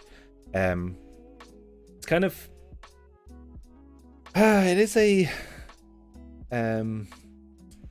it is just an NPM package, but because we kind of had this weird standardization thing in Ember where it's like if you set it up in a particular way, it does special things. You get a lot of power out of an Ember add-on.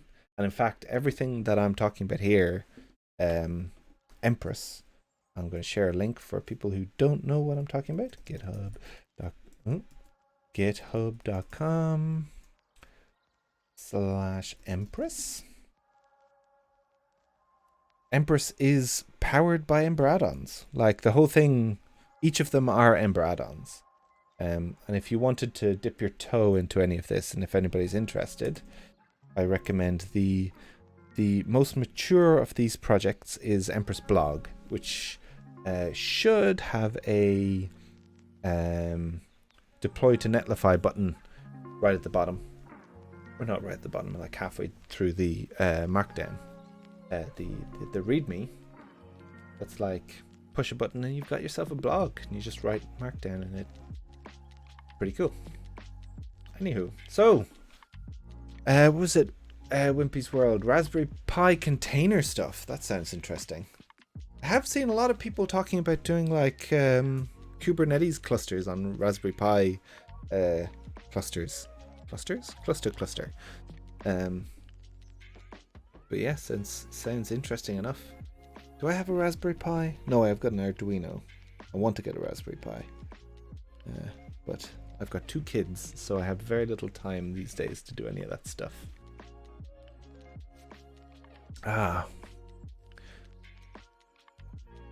Not an Irish person, just a fan of potatoes. Well, that's good enough in my books. You are welcome here anytime if you want to come and visit Ireland. But yeah, so we're gonna go back into programming in 2 minutes while I stretch and relax.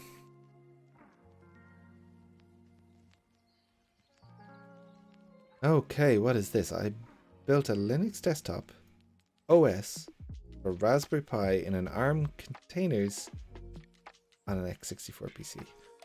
Oh, I think I need a diagram to understand that. Sounds interesting. God, I haven't done a kernel build in a very long time. Matt, you didn't know I was in Ireland? Could you not tell by the accent? In fairness, I do have a slightly mild Irish accent.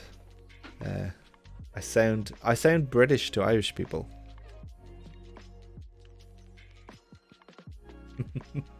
When the kids reach 15 years, I'll come back to the Raspberry Pi. Probably, yes.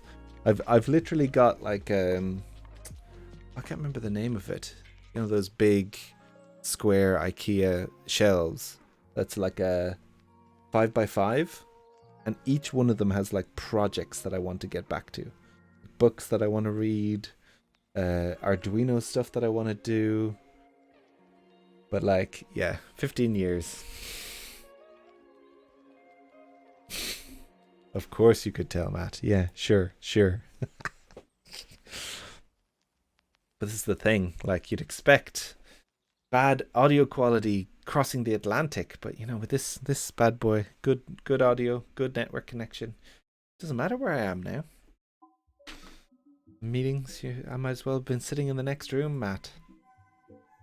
But yeah, I've got an idea for the Arduino that I want to do, but I just don't have the time. And plus, I'm doing all this software stuff, which is, see, that's the thing with kids. You can dip in and out. Ooh, a new follow. For loop in bash. Giving me PTSD. every time I try to do a for loop in Bash, I have to look it up, and still it wrecks my brain. Okay, back to programming. Where were we? Look at this build. Beep, beep, beep. Oh, the deploy preview built. Did it do anything? Not really. Why did it do that? What do we have? We have a new follow. Buzzy Mix. Welcome, welcome, Buzzy Mix.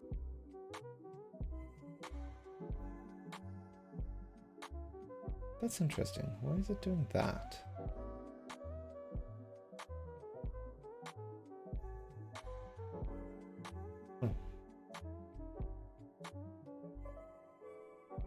Anyway, it's not too bad. It's fine. It's good enough. Is it good enough? Let's have a look at this here again locally.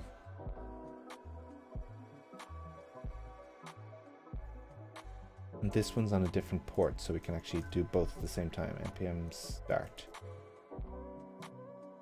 So, oh, what do we got here? That's true, except you always do stuff at my odd hours.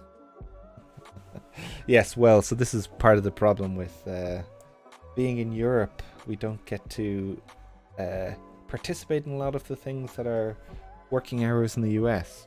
But I have a plan for that. So I am... I'm going to start streaming eventually on a Saturday night or Sunday night. I think it's going to be Saturday night at like 8 p.m. here, which is... Go and have a look at what that looks like on in Zone app. I'm moving? No, I'm not moving. So I'm talking about on a Saturday at 8 p.m. This will be an extra stream. I'm going to start streaming at Saturday 8 p.m. for like 3 hours. And that's an afternoon stream in East Coast, and where do we have LA? So yeah, so it's a lunchtime stream. And that's going to be slightly different stuff than the Ember open source development that I do. Yeah, exactly. Particularly Friday and Saturday nights. Interesting, Wimpy's World. Yeah, I want to do Saturday night for that exact reason. So what I do, why I do Thursday mornings is not necessarily to be more successful on the stream or anything. I have 20% time with my current employer, Simplabs. Shout out, thanks guys. Simplabs.com. So we get 20% time, and I do that on a Thursday, and I have like open source meetings of a Thursday afternoon. Cool. So now we've got our thing running again. Docs index. And I can go here and it'll show me the... Oh, nice one. Local host 4200. That isn't doing the right thing.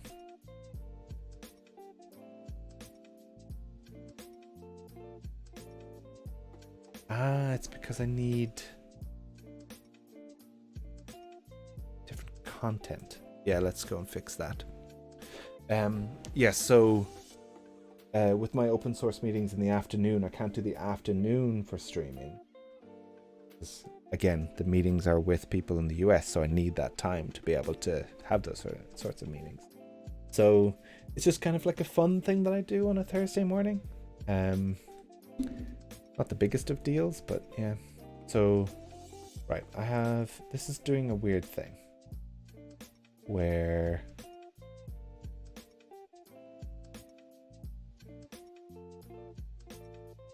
I have a docs. It's probably because we're going to phone in.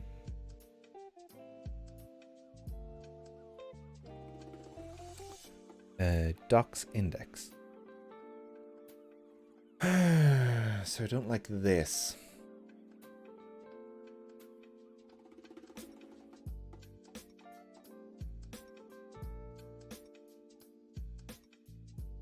What I'd like to do is make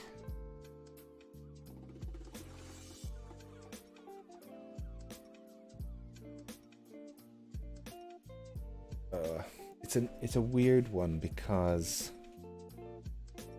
this is what the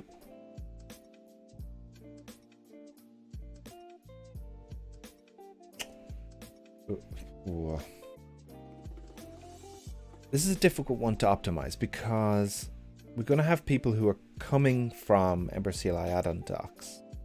We want that to work as is.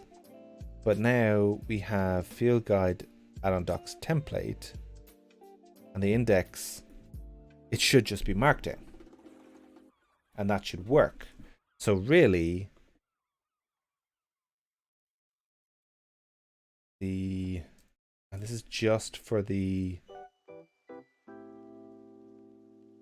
this is interesting. It's weird that it does this. I hate it. Let's steal some stuff here. So we'll close tabs to the right, I think. Cancel. And we'll steal one of these. God, really gross.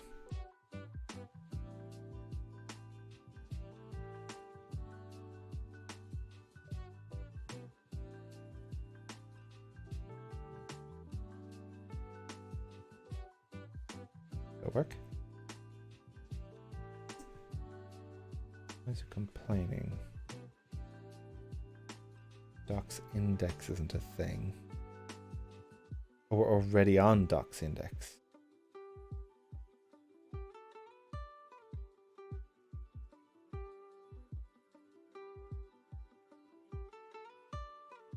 Interesting.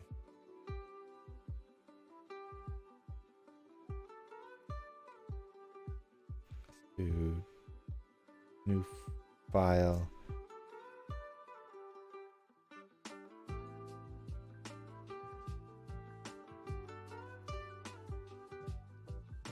Okay, so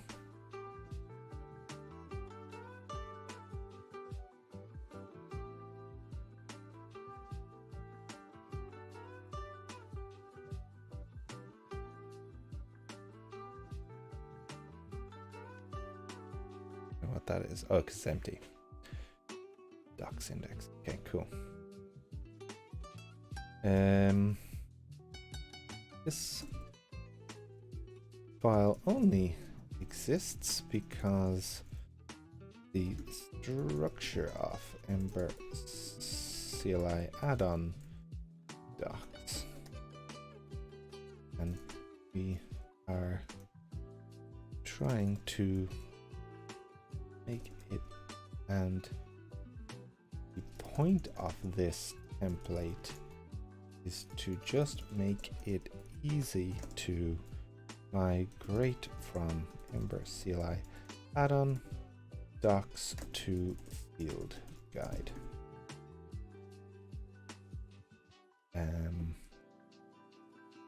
If you have stumbled across this template and you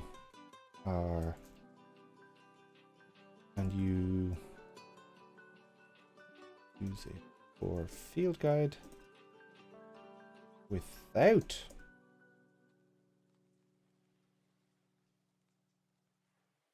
from EmberCLI addon docs, then this template is not for you.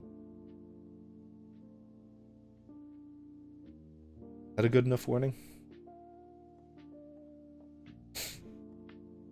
Okay, so that means that I'm feeling less bad about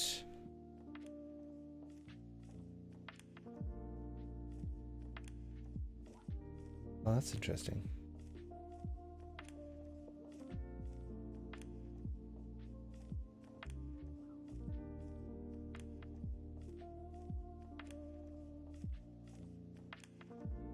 Am I feeling less bad about this?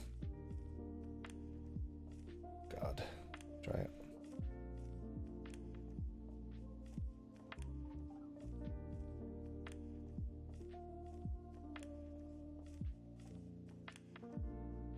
Yeah, I don't think we can.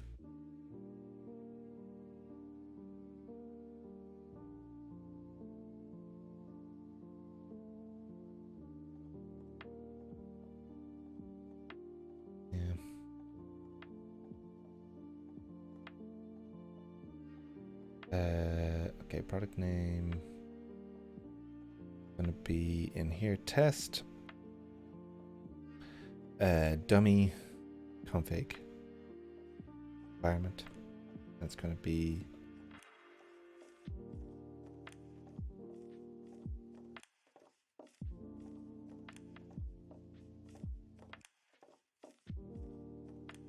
that's tagline a useful template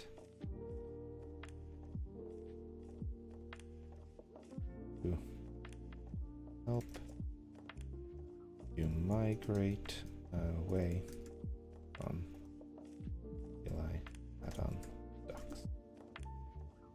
I just need to change that a second time and it will load the new one. I don't know why, but it's a quirk of EmberCLI. Field guide addon-docs template.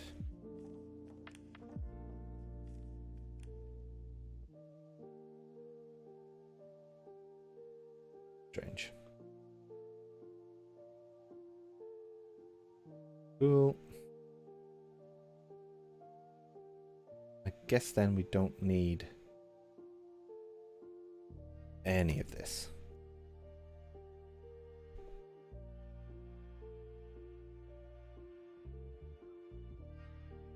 Cool.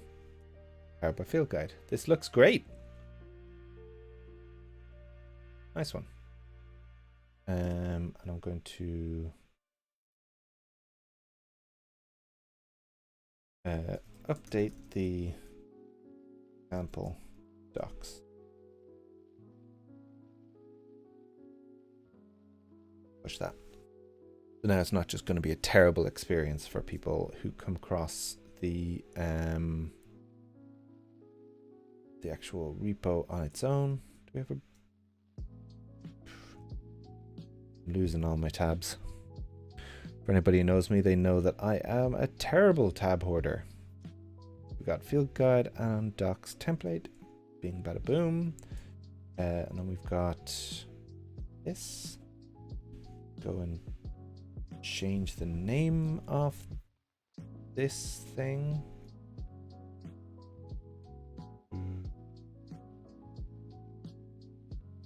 General. Change that name. Field guide add-on docs template. Ah. Did I already create one of these?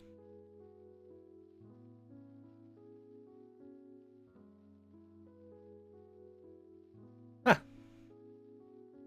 Oops. I already created one of these. Nice one.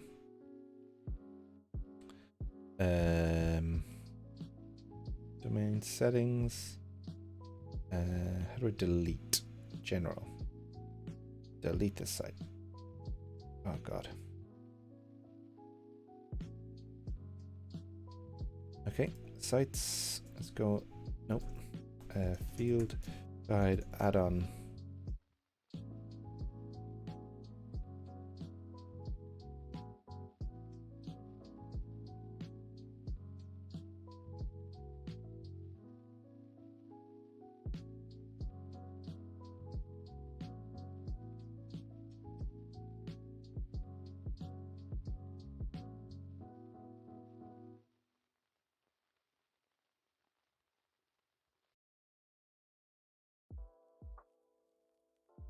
Okay.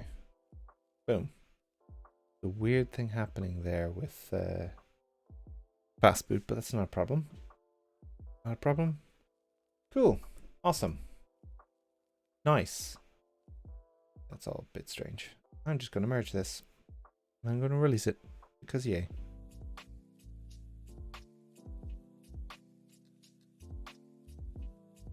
What does my release situation look like here?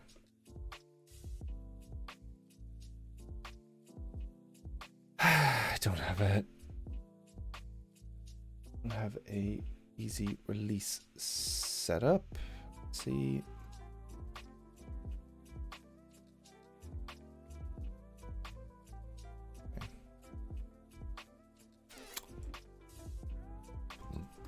And notif.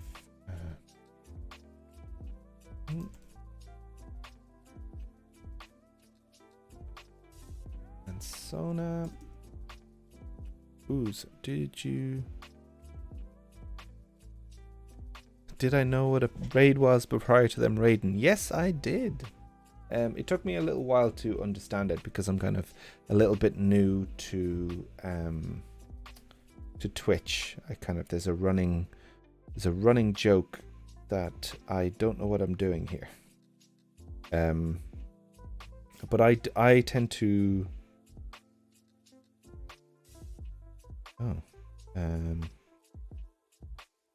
I tend to kind of fumble about and mess with things, so I'm like figuring it out. But yeah, I also raid people at the end of my streams. I'm sending a quick text message.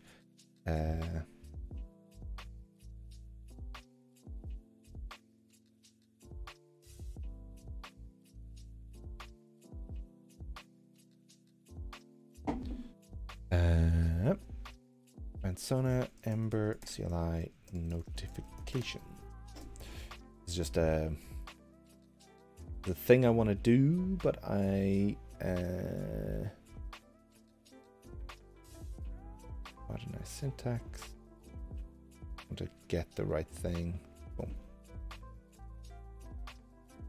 A bit of a bug in npm at the moment, and I want to not succumb to it.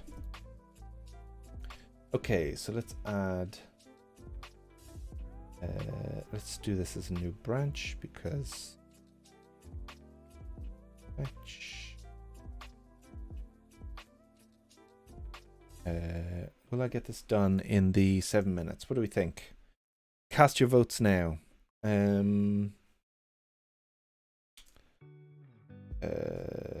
Change log.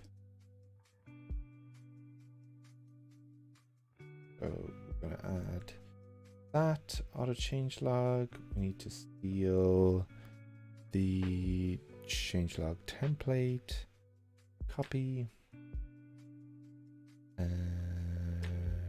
paste. Need to steal the package JSON stuff up here. To put that in here. BC. Change log. And we're going to do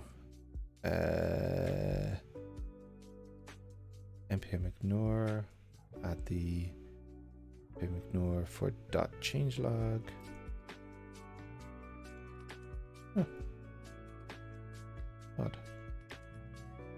Not npm ignore, get ignore. I'm an idiot. Dot change log. I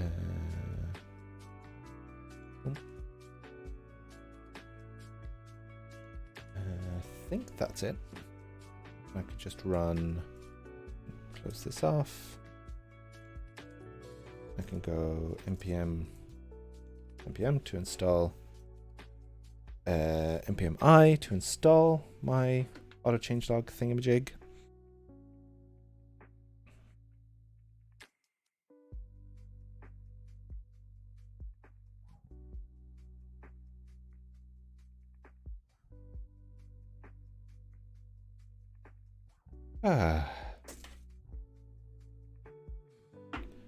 Okay, where are we? npm I, npm run changelog. See if it works.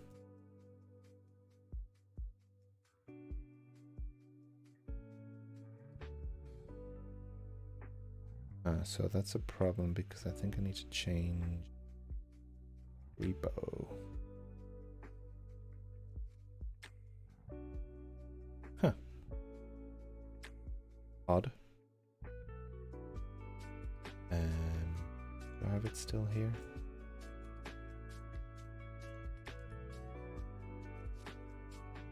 Repository, bing bada boom.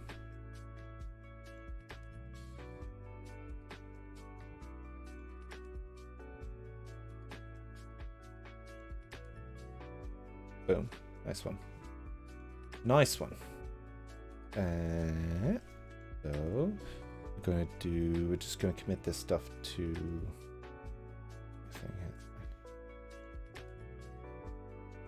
boom. Boom, boom. More changelog I'm not gonna add right now. Auto changelog system. Publish.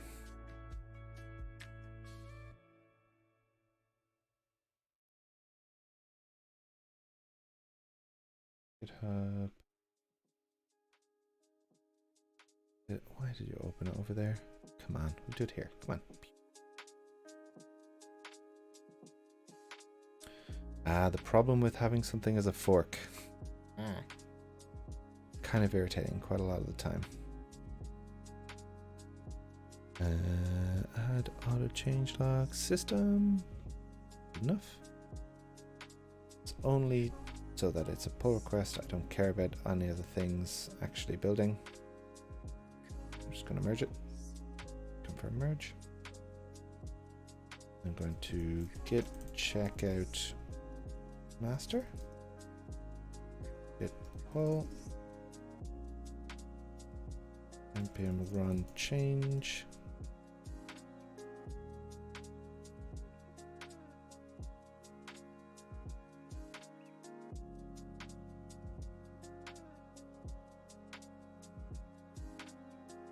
That's all about, right? Boom. Unreleased. What version is this going to be? It's going to be, apparently we're already on 1.0.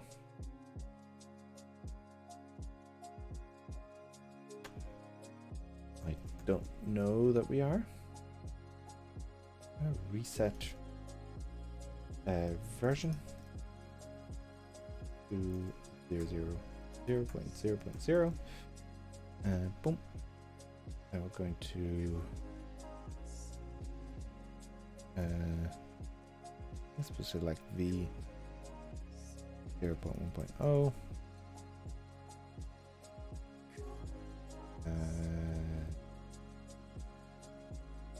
Changelog, and then I'm just gonna np try a spoon. Did I say fork at some point?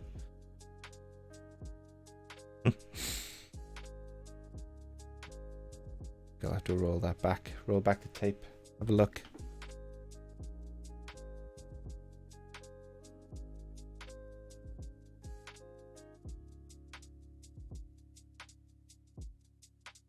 Oh, NP is going to explode. Do I do this? Nope, that was the wrong one.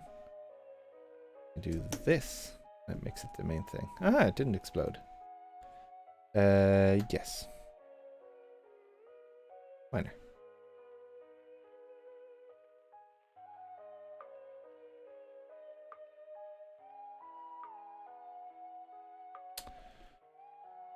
Okay. So this happens when you fork something on really irritating.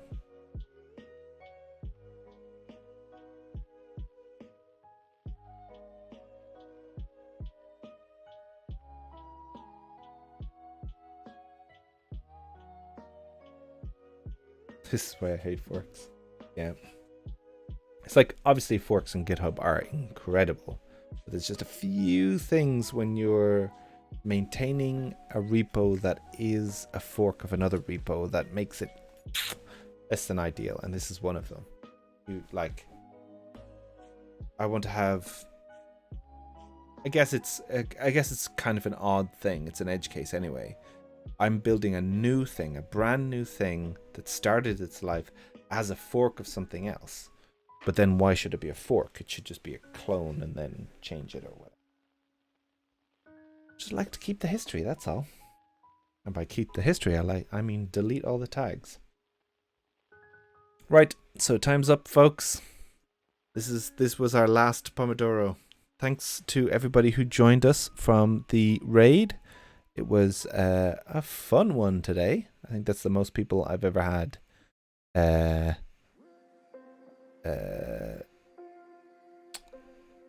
join at once, actually. So that's my highest view count ever. Much appreciated. So I am going to find another channel to raid, because that's what we do here on Twitch, apparently. And I don't have anybody. Let's see who's in the programming. GitHub, no, not GitHub. Twitch.tv. See if there's anybody in the programming section, channels, software and game development, Raspberry Pi stuff, some stuff about C++.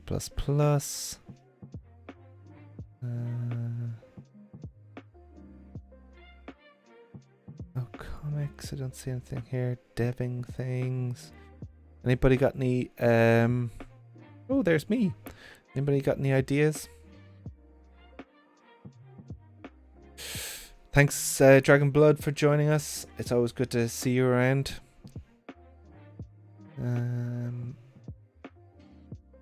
All these V streamers, is that what they're called? They're like, funny, I don't have any of my normal people that I raid. They're not on right now. That's sad.